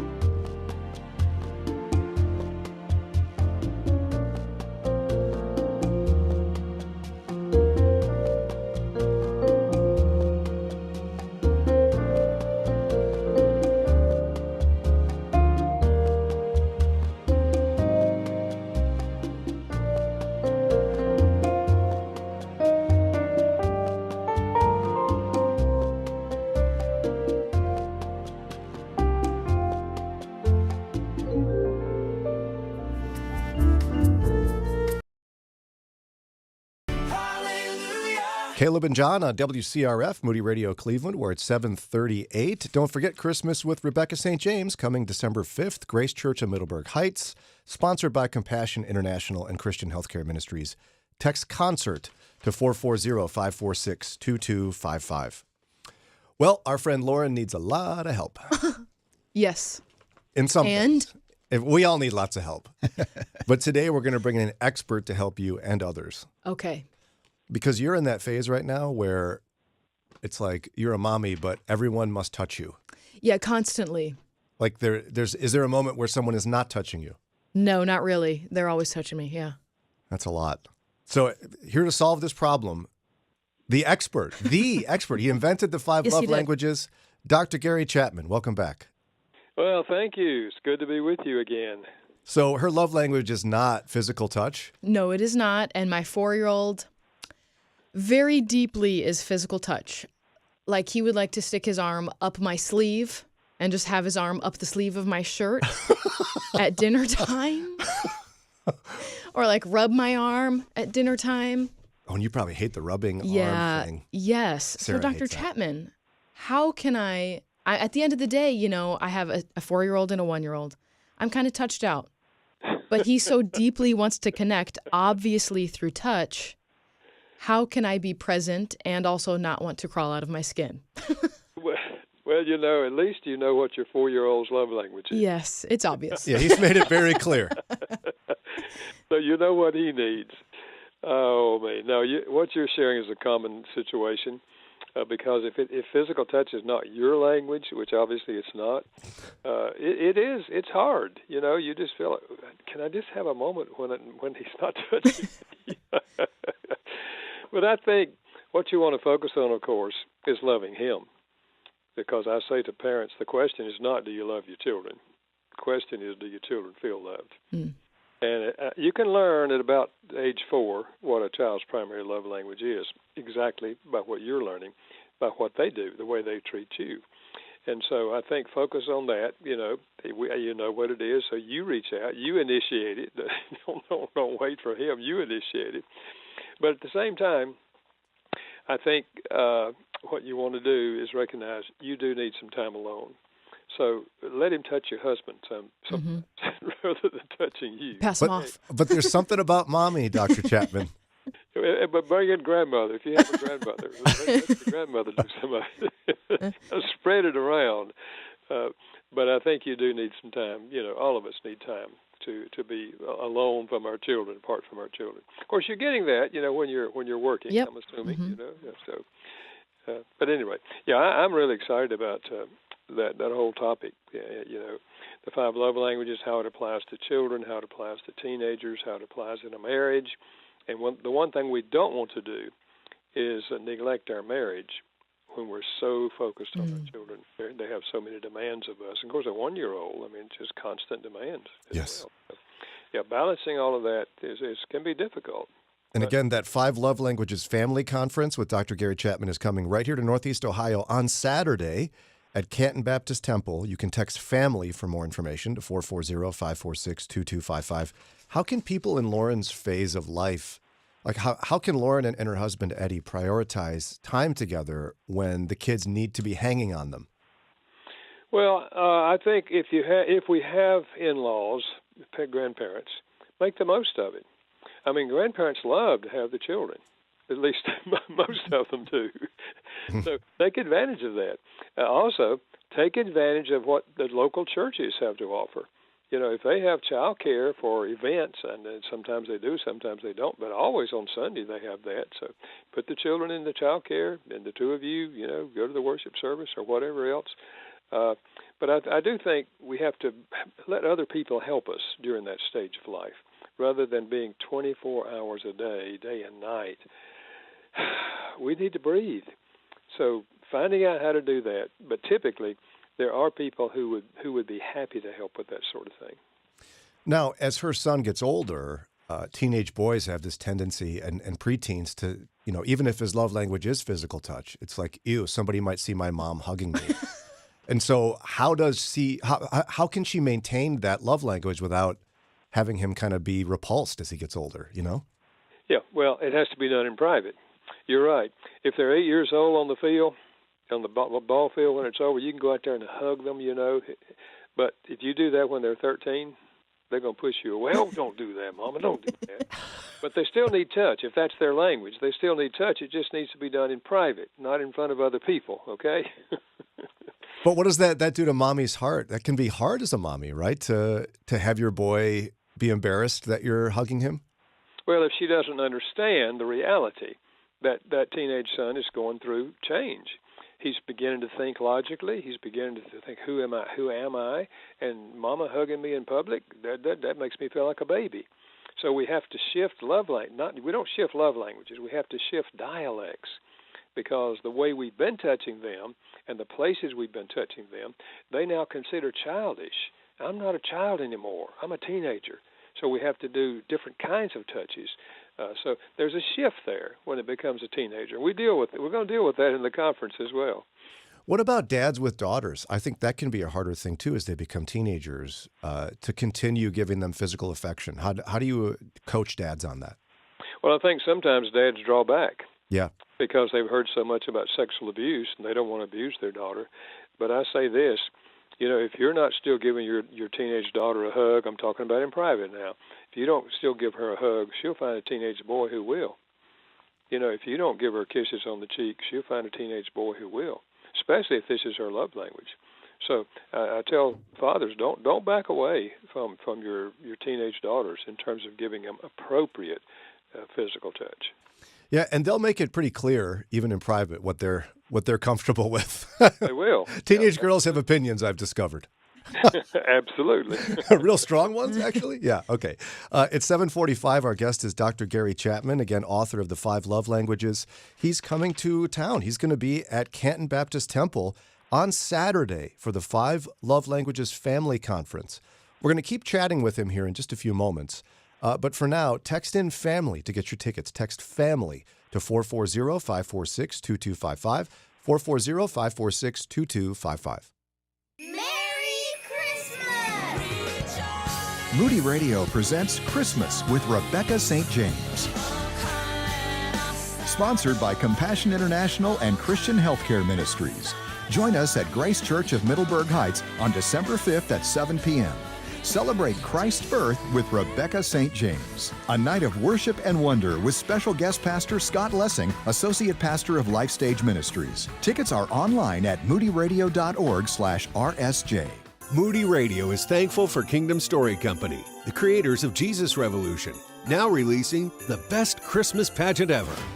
The Herdman kids are absolutely the worst. They lie, they steal, they bully, and when they hijack the town's sacred Christmas pageant, they might also be exactly what the community needs to be reminded of the true meaning of Christmas.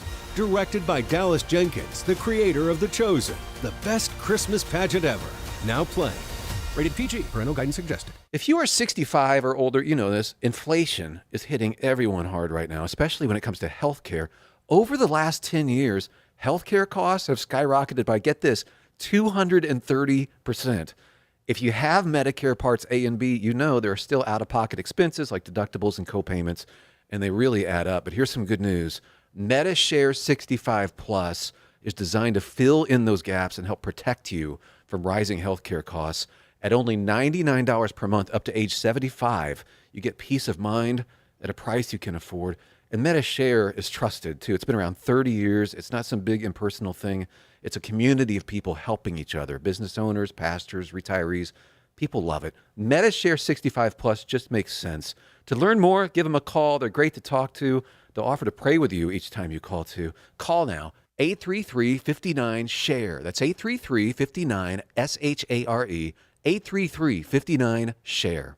They say family knows you best. Here's Brian's older brother with a message for you. My annoying little brother talked way too much growing up. Now you get to listen to him instead of me. It's Mornings with Brian on Moody Radio, Cleveland. I may be the annoying brother, but I sure got all the good looks, let me tell you. It's 7:48 on WCRF. This is Mornings with Brian. Our guest is Dr. Gary Chapman, who will be in town this weekend at Canton Baptist Temple for the 5 Love Languages Family Conference. You're not going to want to miss this. It is the 5 love languages, but it's so much more because it's designed specifically to help your family as a whole grow together in love. Text the word family to 440-546-2255. You know, we talked about little kids, Dr. Chapman. We talked about teenagers. I've got a number of peers who are in this phase, and I'm in it now too, where your child is in their late teens / early 20s. You love them. You miss having them see you, talk to you. You miss seeing them. Like, how do you transition as a parent into this without being sad all the time? Yeah, I deal with that in a new book I just released called Your New Life with Your Adult Children. Oh. A practical guide to what helps, what hurts, and what heals. But it's a common problem, And we love them. We want to be with them, and sometimes they don't contact us enough, or we contact them too much. And so it's dealing with all those kind of issues because they don't go away, But the one thing you want to do is always keep the doors open. Maybe they make a decision that you're very unhappy with, but don't say, well, if you're going to do that, and that's the end of it. No, you don't ever cut off the adult child.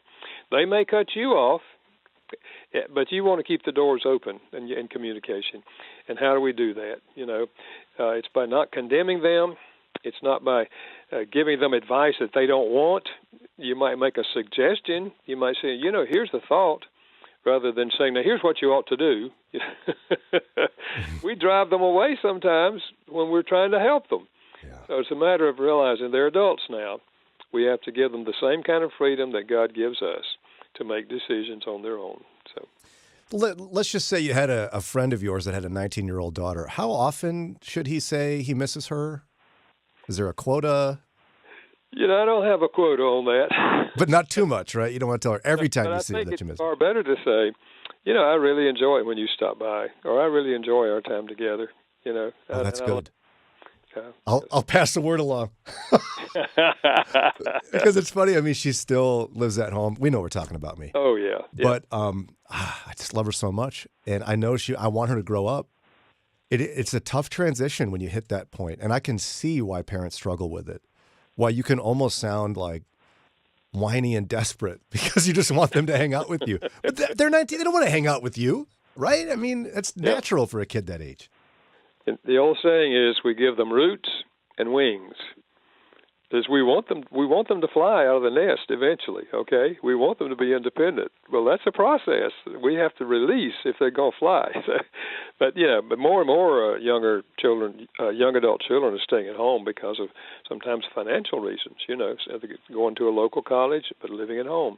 And that's fine. It gives you 4 more years to have interface with them and have a positive influence on their lives. And now when it comes to moms, though, I think I'd love to hear your words for a mom's heart, because there's something about bearing a child that causes this deep connection. And I think a lot of moms so love their kids that for good reason, they unwittingly begin to neglect their marriage. Yep. How can a mom deeply love her children but prioritize her husband? I'd say recognizing that the model you set between the husband and wife is going to have a far deeper impact on your adult child than anything you've taught them through the years. And that's why, if you understand that, then you make it a priority. Because when you're spending time and having a positive relationship with your husband, you're showing her what a Christian marriage, what a healthy marriage looks like. And that's a tremendous asset to her. How can a husband bring up to a wife that he feels deprioritized compared to the kids? I mean, because those are fighting words. Yeah. Well, I think I'd say, honey, if something was bothering me, would you want me to share it with you? Don't just hold it inside so long until one day you just burst out in an angry, response to her. Just ask her. And then when she says, okay, yeah, I would. Not right now, but maybe tomorrow. Then you say to her, well, no, wait a minute. Before I tell you this, I want to tell you some things that I really appreciate about you. And you tell her some positive things that you really appreciate about her. And then you say, here's the thing that's bothering me. And then you just share, kind of what you're feeling.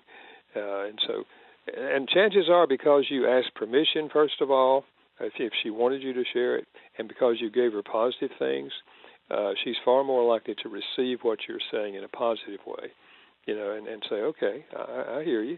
So let's try to work this out. Someone needed to hear that, because a lot of us would think, well, maybe if I'm just exceptionally grumpy for a long period of time, she'll kind of pick up on it. Does that work? That doesn't tend to help. We have that tendency, though, right? We're like, we want our significant other, our spouse, to notice our pain and ask about it, as opposed to us telling them. I mean, is there a recipe in which we can have them notice our pain without saying something? Well, the reality is we can't read people's minds. We talk a lot about body language. You're supposed to be able to pick up on some things by body language. But reality is no one knows what another person's thinking or feeling if they don't reveal. You're the only one who knows what you're thinking and what you're feeling. And if you don't reveal it, then they're not going to know. I mean, that's a part of a healthy marriage. We're going to talk about that in our conference. how do you keep a healthy marriage? How do you initiate change if you want to see change, if you want to see growth? How do you initiate? How do you start it? Because most people start in the wrong place. They start by criticizing their spouse. You need to change. You need to do this. You need to do that, and then they just push the spouse further away. So we're going to have a great time on Saturday, and I hope many people are going to join us. We're going to have a good time learning about marriage and about parenting and family relationships. How do you know if you have a good marriage? How do you know if you have a healthy family? We'll be looking at some of those guidelines. That's fantastic. I know people will love to hear it. And I love that you have so many stories you share at these out of your own experience, because some people might presume, wow, he invented the 5 love languages. He must be the world's perfect husband and dad. You're laughing. Yeah, one of the sessions we deal with in the conference is going to be anger. Understanding anger and how to process anger. And I'll tell the story where I learned how to process my own anger after a whole session of yelling and screaming at my teenage son and him yelling and screaming at me. So yeah, that's a huge issue in marriage. We all experience anger. There's nothing wrong with feeling angry. I mean, the Bible says God is angry every day with the wicked. It's how we handle anger. And we have to learn how to handle anger. And many of us haven't learned it. And I learned it with my teenage son. So yeah. And the other factor is, none of us are perfect. No perfect parents, and no perfect children. But we have to learn how to deal with our failures. That whole thing of apologizing to each other, choosing to forgive. And what we discovered is people have different ideas on what it means to apologize. So that session alone would be worth the price of the conference. It's just learning how to handle my anger, and also learning how to share, an honest, genuine apology, and then how to forgive and what forgiveness does and what forgiveness doesn't do. It's going to be an exciting day. I'm always excited to do this particular conference on family life. Thank you for your openness to share that kind of thing. A lot of people wouldn't do that. And I hope it sets some people free to come to the conference, because I've struggled with anger too, and it can be embarrassing. But your willingness to be open about that, hopefully we'll have somebody get some help they need. So thank you for that. Now, have you ever had, I'm just curious here, since you've written so many books on relationships, have you ever had your wife or your kids quote yourself to you? Well, that's a good question. I'm trying to reflect. As I've gotten older, my memory is not as good as it used to be. I mean, if I was your son, I'd be quoting you to you all the time. But it's not jumping to my mind right now. Okay. Well, you'll have to think about that when you get back to me. That'd be great. Dad, what you said in your book. Yeah. But hey, okay. So again, Dr. Gary Chapman is coming to town. He's going to be here on Saturday, this Saturday, November 16th. For the 5 Love Languages Family Conference. It is from 9 a.m. to 3:30 p.m. It's designed for your family to grow in love for one another. And you've heard some of the topics she'll talk about, but for more information, again, I'd encourage you just to text the word family. Text family to 440-546-2255. Text family to 440-546-2255. Dr. Chapman, as always, we're so grateful that you would take the time to be with us today. Well, thank you. I always enjoy being with you all. So you keep up the good work. Thanks, Dr. Chapman. We'll talk soon. Right. Now, before we go, Lauren, you are a giver.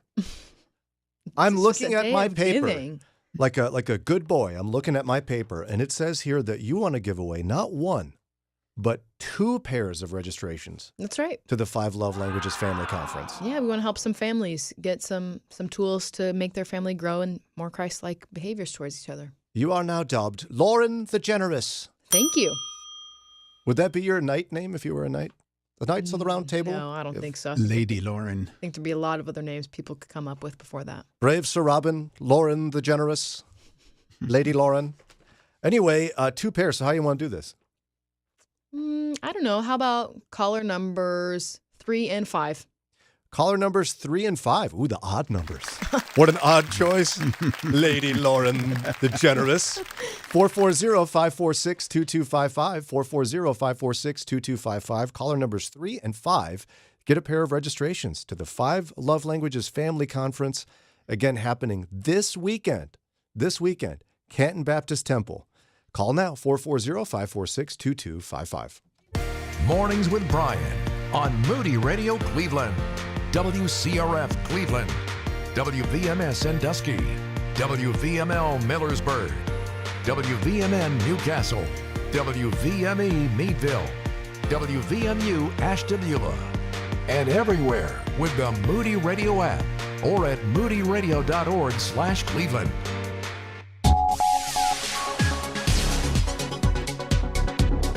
An additional 24 monkeys have been recovered in South Carolina after escaping a research facility last week. It's 8 o'clock. I'm Ron Eastwood, Moody Radio News.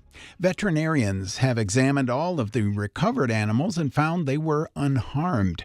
Officials say most of the 43 escaped monkeys stayed near the research facility, and they now have their eyes on a sizable group in a nearby wooded area.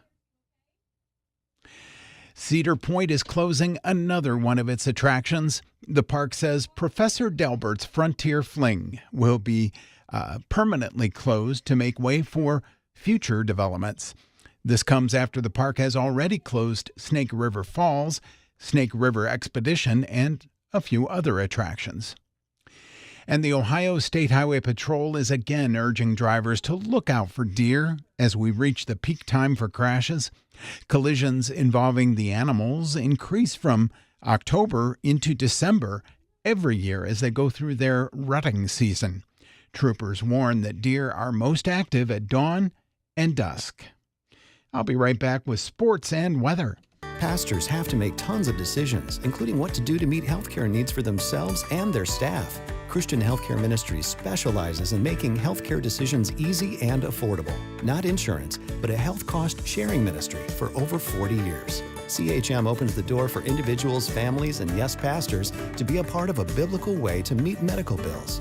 Get more information and answers to your questions at chministries.org/Moody. That's chministries.org/Moody. In sports, the Steelers extended their winning streak following a 28-27 victory over the Commanders. And speaking of winning streaks, the Cavs are now 11-0 and broke the franchise record for best start to a season, the only undefeated team in the NBA. Here's your Moody Radio Cleveland forecast. Partly sunny this morning, becoming mostly cloudy with a chance of showers this afternoon. Our high temperatures are going to be in the upper 50s. At last check, we have some clouds now in the Cleveland area where it's 47 degrees. Skies are still clear in the Akron-Canton area where it's 44, and Lorraine-Elyria, mostly cloudy and 46 degrees. It's time for your moron moment. Today is Veterans Day. Originally, it was called Armistice Day because it began as an occasion to reflect upon the heroism of those who died in our country's service. It falls on October 11th, the anniversary of the signing of the armistice that ended World War I, the 11th hour of the 11th day of the 11th month. Well, in 1954, the name of the holiday was changed from Armistice Day to Veterans Day in order to recognize veterans of all wars. So, to the vets, I want to say thank you for your service.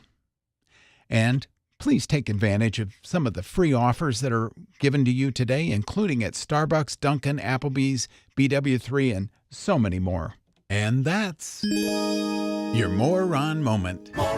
And you find that on our Facebook and Instagram. It's 8:03 with Moody Radio News.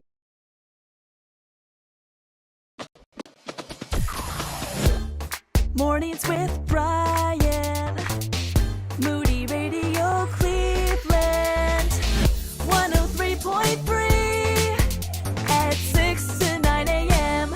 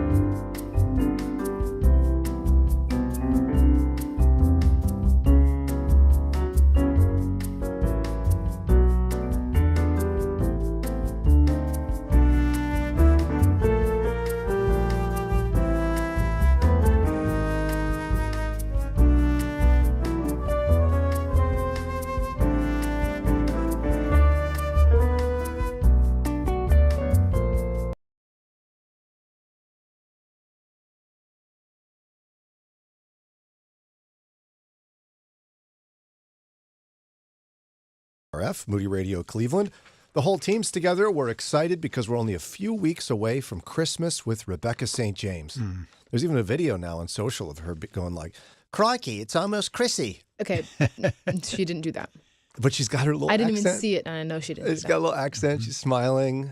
It's great. She's excited to come to town. She's smiling as if that's like some. Yes. You must be happy.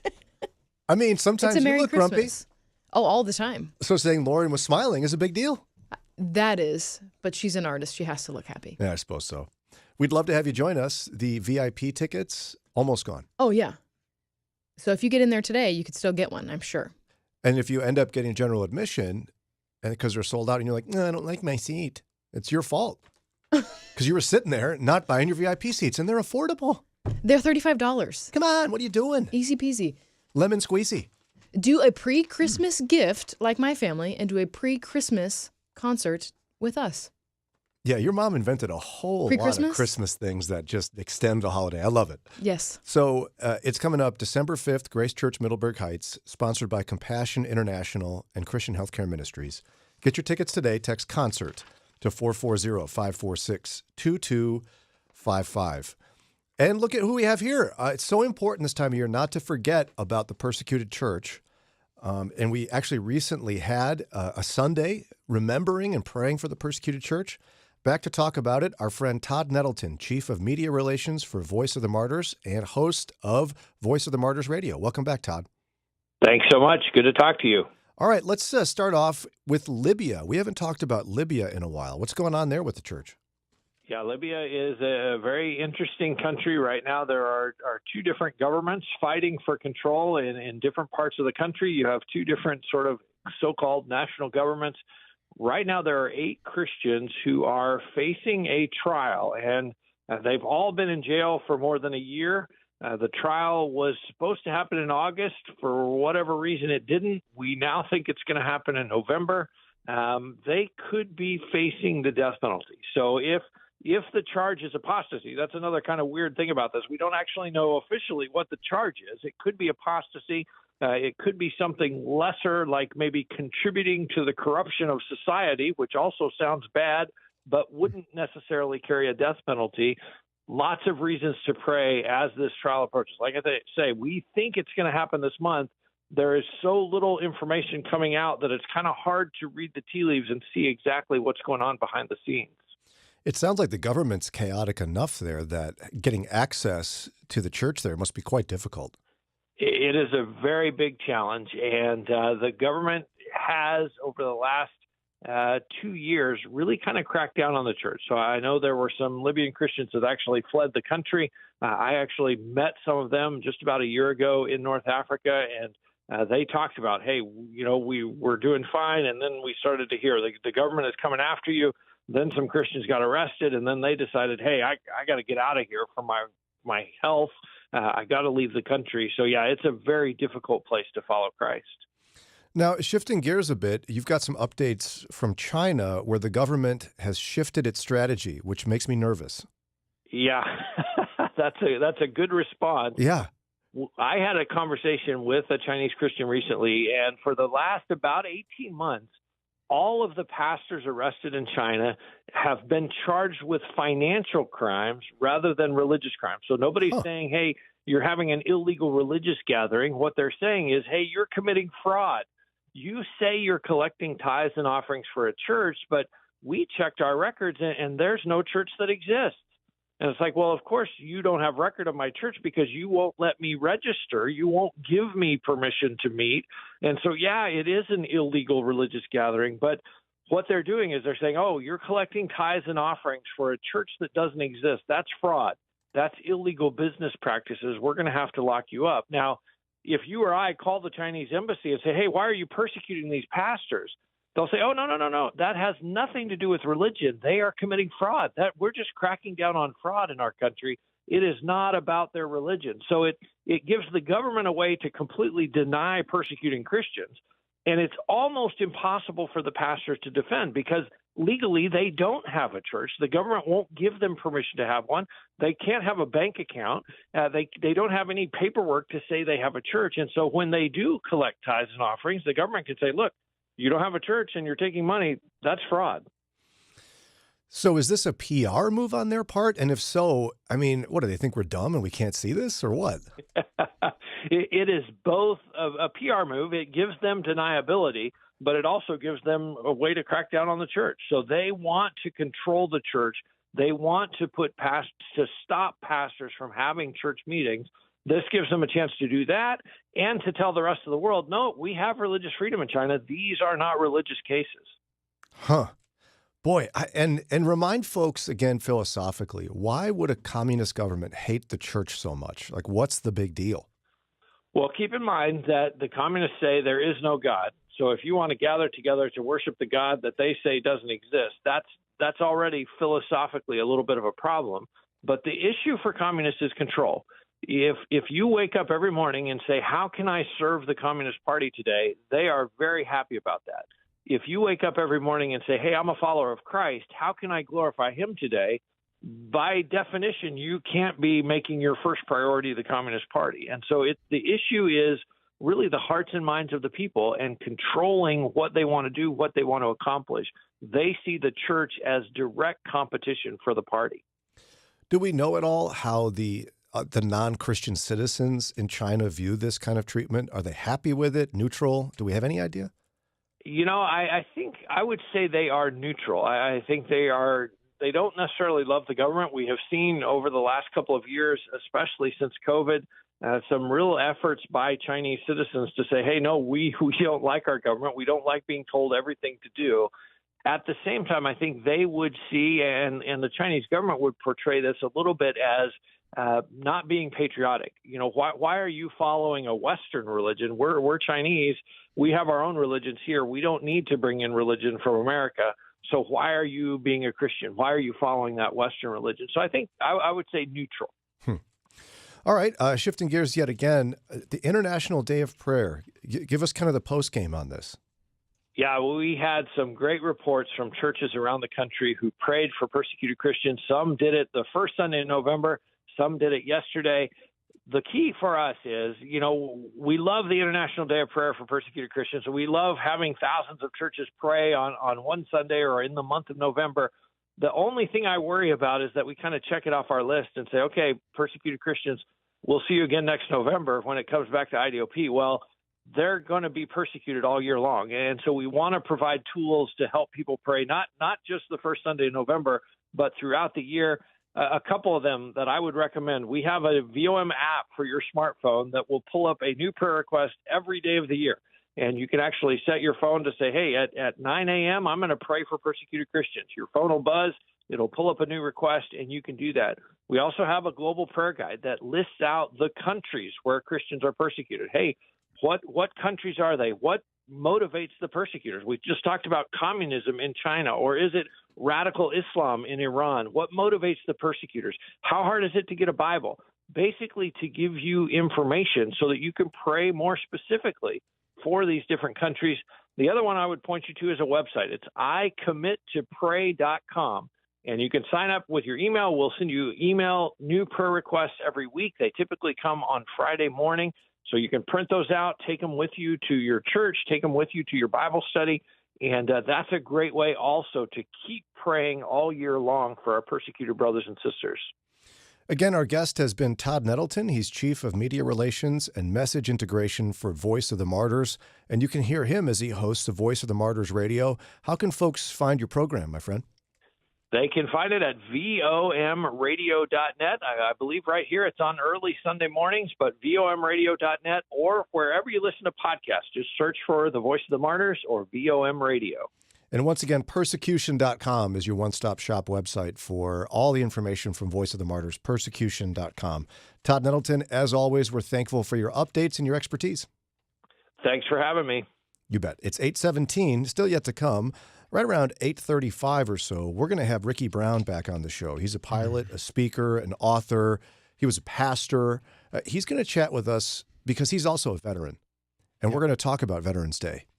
But before we get there, I've had a stack of stories I've wanted to talk about for a little while here. Weird news. Doesn't that sound fun? That sounds weird. You do love weird news. Why do you think that is? Because you're weird. We'll get to it in just a few.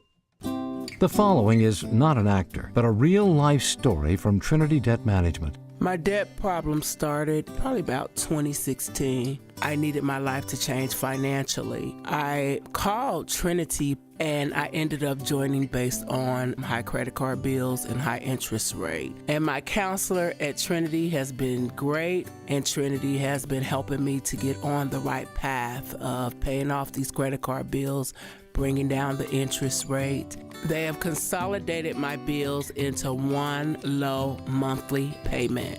And now I am finally getting out of credit card debt. So I just want to say thank you, Trinity, for showing me a better and greater path. If you're in debt and you need help, call Trinity at 1-800-659-9838. My name is Sharon, and soon I will be debt-free for keeps. 1-800-659-9838.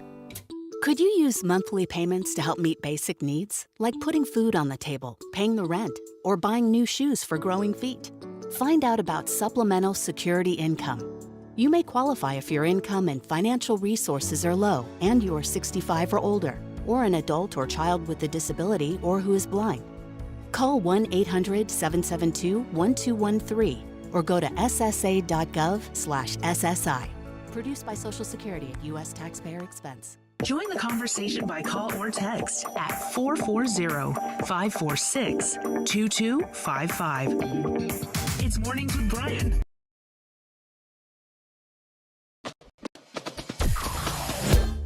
Mornings with Brian.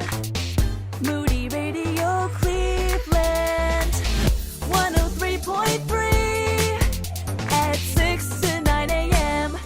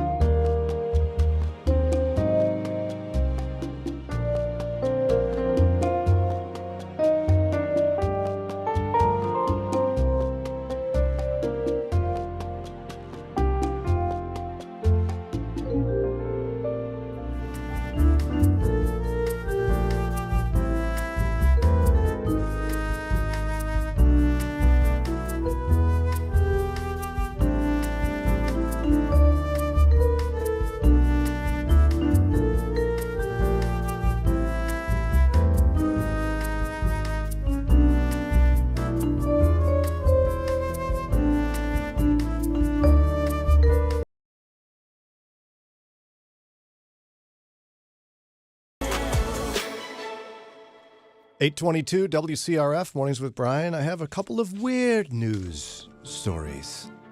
A bit weird. And then we'll talk about Veterans Day in a few minutes. First one comes from New Zealand. Don't make my mistake and confuse Australians and New Zealanders.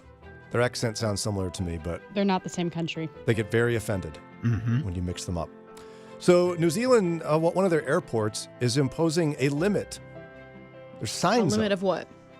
Well, there's signs up, and it's the sign says max hug time 3 minutes. Okay.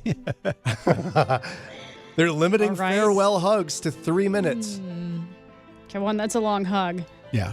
There's a lot of layers to this one. Like, was this an actual problem and why? Okay, Why yeah. is this a problem? So, yes, step one. Clearly, it was a problem that people in New Zealand So funny. were hugging Too to say long. goodbye for longer than 3 minutes. Too long. And you know, this is like a compromise. We're like, well, we can't give them just 1 minute. So, I mean, how long were people hugging? Mm-hmm. Can you imagine? Like, if I forced you and Daria to hug for 3 minutes, after 30 seconds, you'd be like, okay, we're done now. That's too much. Yeah. And I this don't- is one single hug and not like, yes, you got to hug every No. member of the family as It's- you're leaving. I mean, this says max hug time 3 minutes. So That's all of the hug time. So You you're have thinking 3 this is minutes a lot of people. What if a whole family is leaving and you're saying your goodbyes? Were people missing their flights? Were they holding up lines? Like, why is this a problem? I'm going to guess it's holding up lines. Yeah, it says it was causing problems in the car drop-off zone. Yeah, They the wanna kiss and keep fly traffic section. moving. But, I mean, even if I brought all of my children, I think I could say goodbye in less than 3 minutes. Yeah. Like, I'm kind of defending the airport here. 3 minutes is an obscenely long time Yes. to hug goodbye. Can you imagine if Jimmy was just like, no, Daria, just wait. Longer. Hug me longer, Daria. Be like, Jimmy, stop it. I would. I mean, have you hugged Eddie for longer than 3 minutes to say goodbye? No, I don't think so. Especially in the airport drop-off. It's just like... You're Right. feeling rushed already. Quick hug and go. Yeah. I don't know what's going on over there. Makes sense to me. I'm for it. So now apparently there's lots of backlash Oh, my. on the airport's Facebook page. Some complaining about the hug police. Well, they are. Other people are Yeah. going to miss their flights if you're holding up the drop-off line. Mm-hmm. Or have to cross traffic and get hit. In Chicago, you can barely drive by and let someone like roll out of the car before they're yelling at you. They've got police stationed to intimidate you Yes. if you don't slow down. Yes. Or if you slow down. If you slow down. Meanwhile, in Cleveland, you can just Oh my gosh. park I was like, wait, I can just park here? and leave your car. Yes. It's unbelievable. It's People out of control. park and go inside. I was like, what's going on here? But we have no hugging problems. I I've guess never not. once thought to myself, have you had enough yet? Quit with the hugging, people. Yeah. The CEO of the airport defended the hug limit and said a 20-second hug is, quote, enough to release oxytocin and serotonin, the happy hormones that boost well-being. They went science on them. Yeah. Man. I guess he thinks he's being generous. All right, the next one. Ron found an event that really I think you and Eddie, Lauren, and you and Jimmy, Daria, should consider. Okay. Mostly about that. It happens once a year. It's based on a 19th century Finnish legend, like the Finns, Finland, not like a legend of those who finished the race. It's the annual wife-carrying championship in Maine. In Maine. Is it like see how long you can carry your wife for and that's the winner? More than 30 couples compete in the North American Wife-Carrying Championship in front of cheering crowds. Well, I think Ron should participate too. And these competitors splash through water, leap over logs, Oh my gosh. trudge through mud, Boy. all while carrying their wife like a sack of potatoes. Now, Like a sack of potatoes? I mean, Over there's the strategy shoulder. in it. There's one guy who's got his wife behind him, and he's like holding on to her legs, Yeah, she's and she's flopping around yeah, she's just flopping around. as he tries to Oh win. no. Jimmy would absolutely trip and I would and fall on me. Like, that's what would happen. I feel like, though, I don't know Jimmy real well, but I think he'd want to try it. And he might actually, but I would say no because he would trip and fall on me. Would you let Eddie carry you around it for a championship? He could try. I don't think you'd get very far. He's pretty The strong. mud is just too much. Jimmy's also not one of those, like, I want to do something where people are going to be looking at me type of people. So true. Some of the wives wear helmets. Yeah. They're going to drop you on your head if they're carrying like a sack of potatoes. That's smart. I don't know how many videos I've seen. Ron could do it. He could carry Dana. Oh, sure. He could leap yeah. over logs. Yes. I could puddle through the water, Yes. whatever it takes. If it was to rescue my dear Dana from not being in first place. If there was a husband carrying contest, Sarah would be all over it. Oh, she would throw you like a sack of potatoes Oh, yeah. right over her shoulder. We'd win pretty easily. There's not a whole lot to carry on this one here. All right, so next weird story. Police officers in Portland, Oregon recently stopped a stolen car with 2 people inside. Okay. A search of the vehicle uncovered cash, a gun, scales. Like to weigh things? Yeah. Or like fish scales. And a bag. No, scales like to weigh things. Okay. And there was also a bag that had a message on it. On it. Yes. And on this message, it said, quote, "Definitely not a bag full of drugs." The Jedi mind trick, huh? It turns out it actually was. A bag full of drugs. Yes. It did not deter the police. They didn't go, oh, well, let's skip past this one here. It says it doesn't have anything in it. These are not the drugs you were looking for. and the people got arrested. Wonder why. Do you think that they did it to be like, they knew it was going to be a joke? Like, if we got caught, they're obviously going to check our bag. And so we're being silly. This was an in-joke for friends. Like, I don't think anyone actually thought that was going to work. I hope not. I don't know. Meanwhile, I have to add one more. This comes to us from today.com. While cleaning out the freezer of their late matriarch, one family discovered a little and debatably edible piece of history. I'm not certain about that. I don't think I want to eat anything that's, quote, debatably edible. No historical items, please. In the freezer, there's a photo posted of this. It's now viral.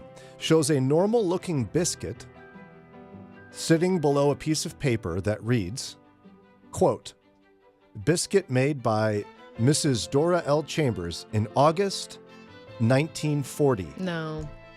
At the Blankenship home." No. Which means, if the note is accurate, the biscuit was created during World War II. It's a nice artifact, but I'm not going to eat it. Who would save a biscuit for 80 years? Apparently, she makes a good biscuit. I mean, must be. And now it's freezer burnt. It looks like there's But then it's got to stay in there. bite out of it. But it's been there so long. It looks like a chicken nugget. It's so old. It looks like a chicken nugget. But it's frozen. It's good. No. It's like people put their wedding cake top in their freezer and eat it. Yeah, within a years year. later. You're not supposed to wait more than that. I feel like there's a story with Sarah and me. Did somebody else eat ours and not tell us? Oh, that's sad. I'm going to have to ask her about that. Oh, no. But anyway, Wow, that's pretty very weird. upsetting. You find grandma's got a biscuit from 1940. I don't know what that's about. All right, that's it for Weird News today. That's all the It news. is 8:31 on WCRF. When we come back, our friend Ricky Brown, he's a pastor, and he wants to share with us, as a veteran as well, some real important information for us as followers of Jesus about what it means for veterans to celebrate Veterans Day. How much of your thoughts are captured by heaven? If I could do it all over again, Christian leaders share the most important lessons of their lives. Here's what Johnny Erickson Tada is most looking forward to about heaven. Well, I'll tell you, most people think, or at least they assume, that I will jump up and dance and kick and do aerobics and be so excited about my new glorified body. Oh my goodness, how wonderful it will be to have a body with hands that work and feet that walk and knees that bend. But I think what I am most looking forward to in heaven is having the new heart. I cannot wait to really feel what it's like to not have a sinful thought, a rebellious inclination, a tendency to pity myself or growl or grumble or complain. I can't wait to see what it feels like to have a heart free of sin. That will be heaven for me. Here's what apologist Josh McDowell hopes to do in heaven. I want to talk to the leper in Mark 2. I want to know what caused him to leave the graveyards and to come to Jesus. He came to Jesus and prayed the most pathetic prayer recorded in the Scripture. He said, Lord, if thou wilt, thou can make me clean. He did not doubt the power of Christ. He didn't say, if you can. He said, if you will, you can make me clean. He doubted the compassion of Christ, not the power of Christ. And what was it? Did he see some other testimonies, the blind man and Matthew 9, whatever? What was it that caused him to come? That's apologist and author Josh McDowell. This has been a production of Moody Radio, a ministry of Moody Bible Institute, based on the book, If I Could Do It All Over Again.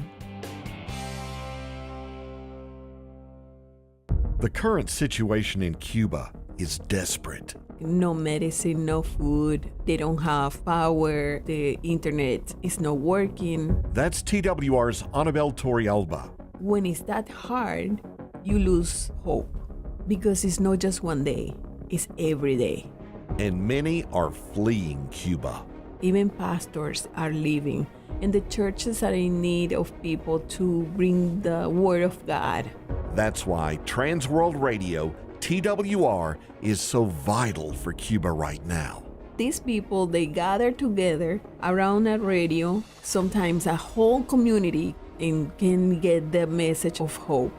Cuba needs Jesus. Cuba needs you. Partner today with TWR. Go to CubaNeedsJesus.org. CubaNeedsJesus.org. It's a no negativity zone on Moody Radio Cleveland and Mornings with Brian.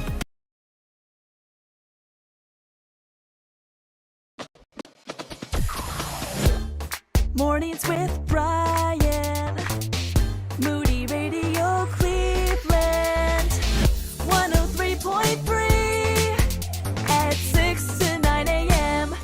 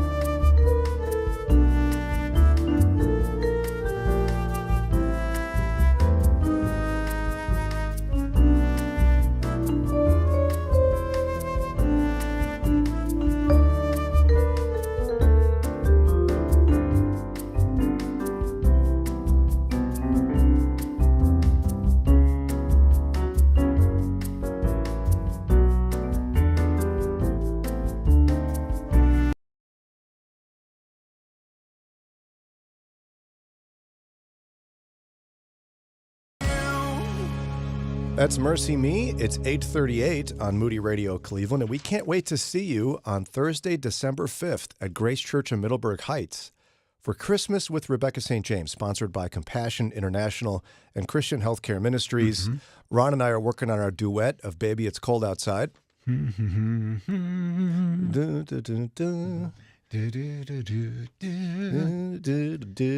That's only because we haven't memorized the words yet. if you're listening all morning, you missed it. We did like a whole verse. It was You didn't miss wild. much. Pardon me. I think you missed a big thing, actually. But nonetheless, we may or may not do that duet at the show. But You may not. I can guarantee Rebecca St. James will do all your Christmas favorites and some more. Text concert to 440-546-2255. Our next guest, he has too many talents. It makes me feel Pretty bad upsetting. sometimes. Yeah. Like this guy, he worked Save at some for the Moody rest with of us. He plays saxophone really well, proposed to his wife, as I recall, while playing it on a rooftop. He flies airplanes. It's like, could you calm down so the rest of us could get some attention here? Ricky Brown, welcome back. Hey, good morning, everybody. How y'all doing? Doing great. Well, you have other talents I probably don't even know about. You cook really well, probably? Well, I am from the great state of Mississippi, so it's required that you know how to cook. Boy, we could have a quicker conversation asking what you don't do well, I think. You're a catch, Ricky Brown. Well, you know what? As long as my wife keeps thinking so, I'll take that. Amen, brother. Amen. Now, one thing we haven't chatted about before is you are a veteran of the United States Air Force. Can you tell us a bit about your experience serving our country? Yeah, so cool thing is, I'm actually a third generation veteran. So my mom's dad was an Army vet. My dad's dad was a Navy vet. My parents met in the Army, and I am a veteran of the United States Air Force. Wow, that's wild. So did you feel like it was almost inevitable that you would serve, or it's just something you really wanted to do? You know, possibly so. I have a daughter now, and I'd probably be a bucket of tears if she told me she wanted to join the armed forces. But, you know, at the end of the day, God was preparing me for ministry, and I didn't know it. So while my friends were going off to college to experience their college freedom, life was sort of kind of beating me into a pulp. While on active duty, and I needed that shaping, I needed that formation. I think it gave me a level of resolve that a lot of my friends don't have. So I never really got that on the yard college experience. I never got it.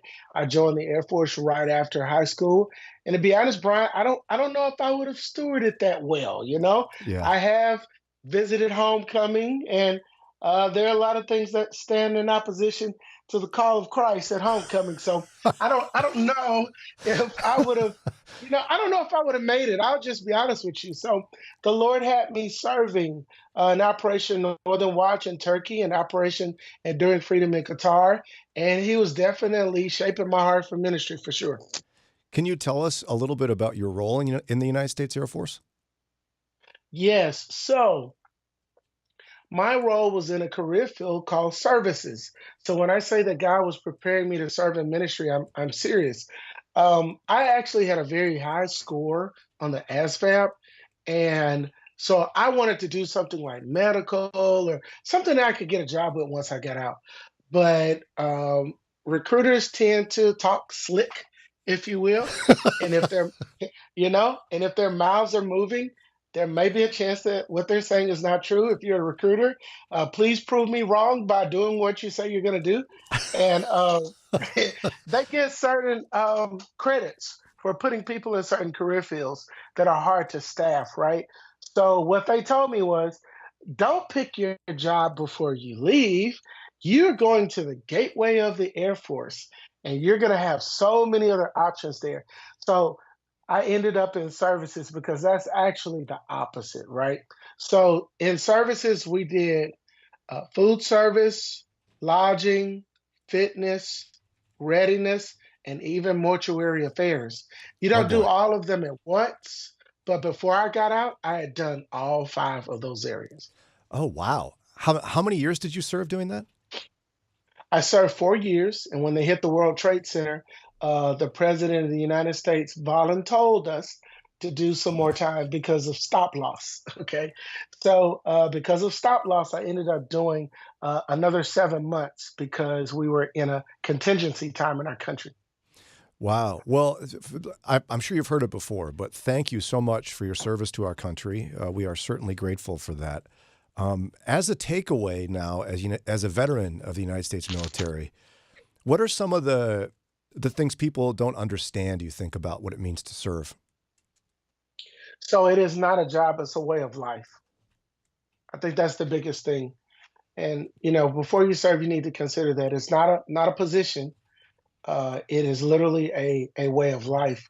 So from sun up to sundown, it's really true that there are days, especially in basic, you will do more than the average person by the time 6 a.m. hits. That's true. So it's a way of life as far as how you sacrifice by leaving your family behind as you go, overseas or deploy. It's a way of life as far as the realities of the things that you would carry with you for the rest of your life, good and bad. So I think that's the biggest thing is for me, by far the best decision I've ever made. Nothing has shaped me more. Nothing has formed me more and made a greater mark on my life and who I am than joining the Air Force and being deployed. Obviously second to my relationship with Jesus and discipleship. There's nothing natural that has affected me more than that. So, I think that's the biggest thing. You're going to carry things with you for the rest of your life, whether good or bad. Now, we can never fully understand the struggle that some veterans go through, but to the best of your ability, can you help us understand those mental and emotional struggles that many veterans experience? Yeah, so you guys are probably aware of the number of suicides per day by veterans, and it's shocking and it's sad to me. I see the problem as twofold. One is it's a cultural problem, and what I mean by that is, I was deployed twice, but I have friends that have been to Iraq 8 times. I don't know that a person is supposed to do that 8 times. That's really, really hard on a human being. And I just think that maybe there really isn't a category for the level of trauma and the level of marking, if you will, that a U.S. Armed Forces member goes through that has been deployed 8 times.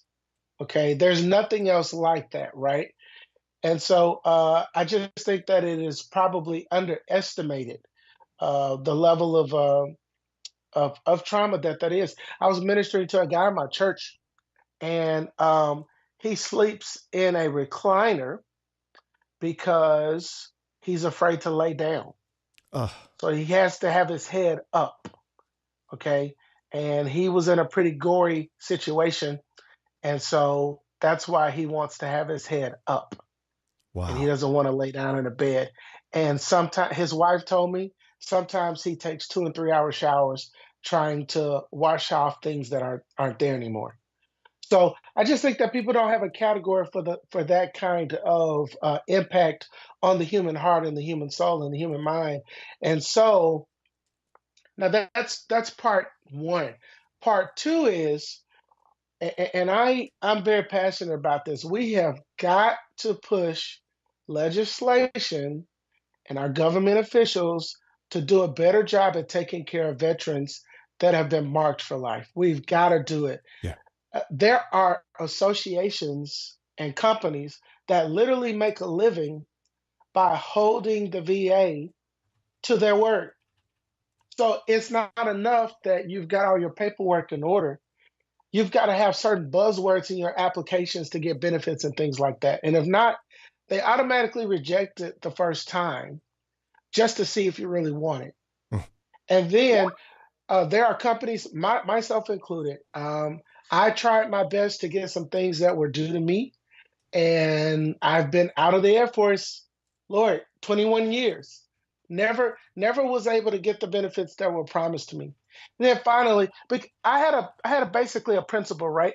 I refused to pay somebody to get from me what you should just do because you're an honest person, you know? Yeah. And so I finally broke down and paid one of those companies to look through my records and do the application and get me. And I had what I was owed in 8 months. Oh, wow. So 21 years went by without having it because of my personal, principle of I'm not paying somebody for this. I should, it's what they owe me. And then in 8 months after hiring a company, I had it. So some veterans feel left out and they feel abandoned. And, and it's true. It's a fact that a large population of our homeless population in America, they're veterans with mental illnesses. Yep. So we've just got to do better by the people who fought for our freedom. We got to. It's 8:49. Our guest is Pastor Ricky Brown. He's been on the show a number of times. He's a friend of ours from Moody Bible Institute from years ago, and he's a veteran of the United States Air Force. When we come back from this quick break, we'll keep talking with him, and I want to focus specifically on how Christians can love and support veterans among us. If you are 65 or older, you know this, inflation is hitting everyone hard right now, especially when it comes to health care. Over the last 10 years, healthcare costs have skyrocketed by, get this, 230%. If you have Medicare Parts A and B, you know there are still out-of-pocket expenses like deductibles and co-payments, and they really add up. But here's some good news. MediShare 65 Plus is designed to fill in those gaps and help protect you from rising healthcare costs. At only $99 per month up to age 75, you get peace of mind at a price you can afford. And MediShare is trusted, too. It's been around 30 years. It's not some big impersonal thing. It's a community of people helping each other, business owners, pastors, retirees.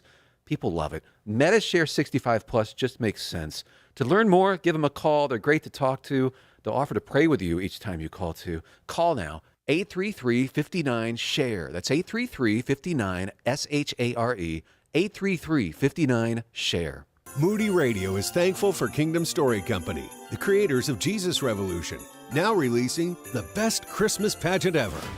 The Herdman kids are absolutely the worst. They lie, they steal, they bully, and when they hijack the town's sacred Christmas pageant, they might also be exactly what the community needs to be reminded of the true meaning of Christmas. Directed by Dallas Jenkins, the creator of The Chosen, the best Christmas pageant ever, now playing. Rated PG. Parental guidance suggested. Join the conversation by call or text at 440-546-2255.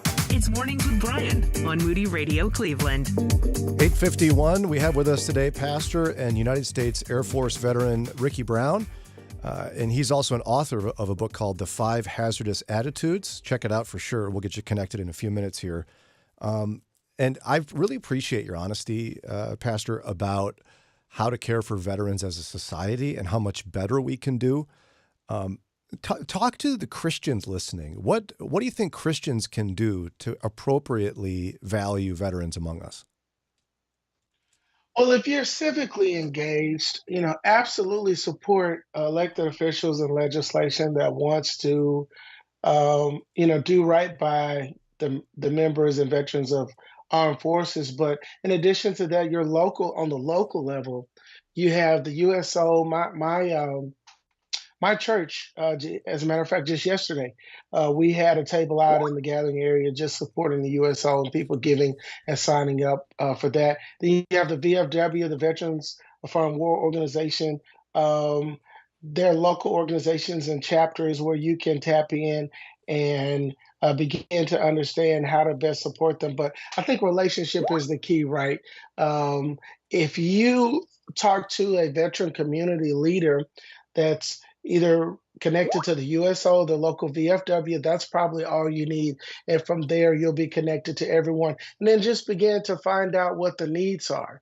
Oftentimes, there is this feeling of loneliness and separateness and being apart from other people because maybe there aren't folks that really understand where you're at as a result of your experience. So I would say connect with the local veterans organizations. talk to that leader. That leader is already passionate about helping veterans, and they know far more than you and I do. And begin to lean on them there, and then inspire movement within your biblical community, and go from there. What do you say to young people who are considering serving our country today? The most important thing I can say is the best decision I ever made. I think times are changing. I mean, I've been out 21 years. We have a space force. I mean, that would have been cool. Yeah, right. You know what I'm saying? We watched Luke Skywalker. We didn't even know that would end up being a thing one day. So, yeah, I would say do it as a matter of calling and not a matter of convenience. And what I mean by that is, let's say you messed around in school and didn't do your work.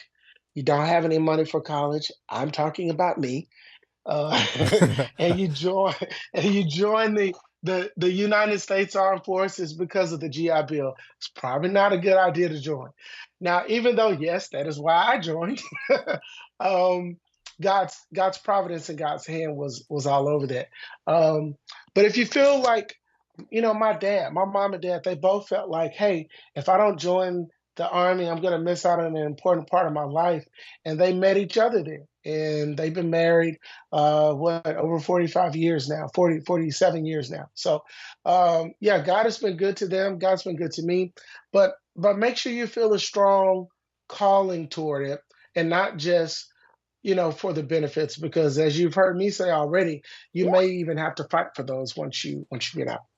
That's a great word. Again, Ricky Brown with us. If folks want to connect with you, Pastor, and learn more about your book, again, The 5 Hazardous Attitudes, or connect with your ministry in some other way, how can they do it? Yeah, you can go to my site at rickybrown.org. You can connect with me on Instagram at All Things Ricky B. And the book is sold everywhere the books are sold: Audible, Amazon, Barnes & Nobles. And I'd appreciate your support. Thanks again, my friend. Always good to talk to you. May the Lord bless you and your family. And thanks again for your service to our country.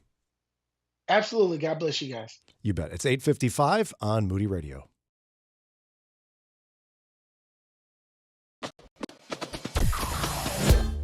Mornings with Brian. Moody Radio Cleveland. 103.3 at 6 to 9 a.m.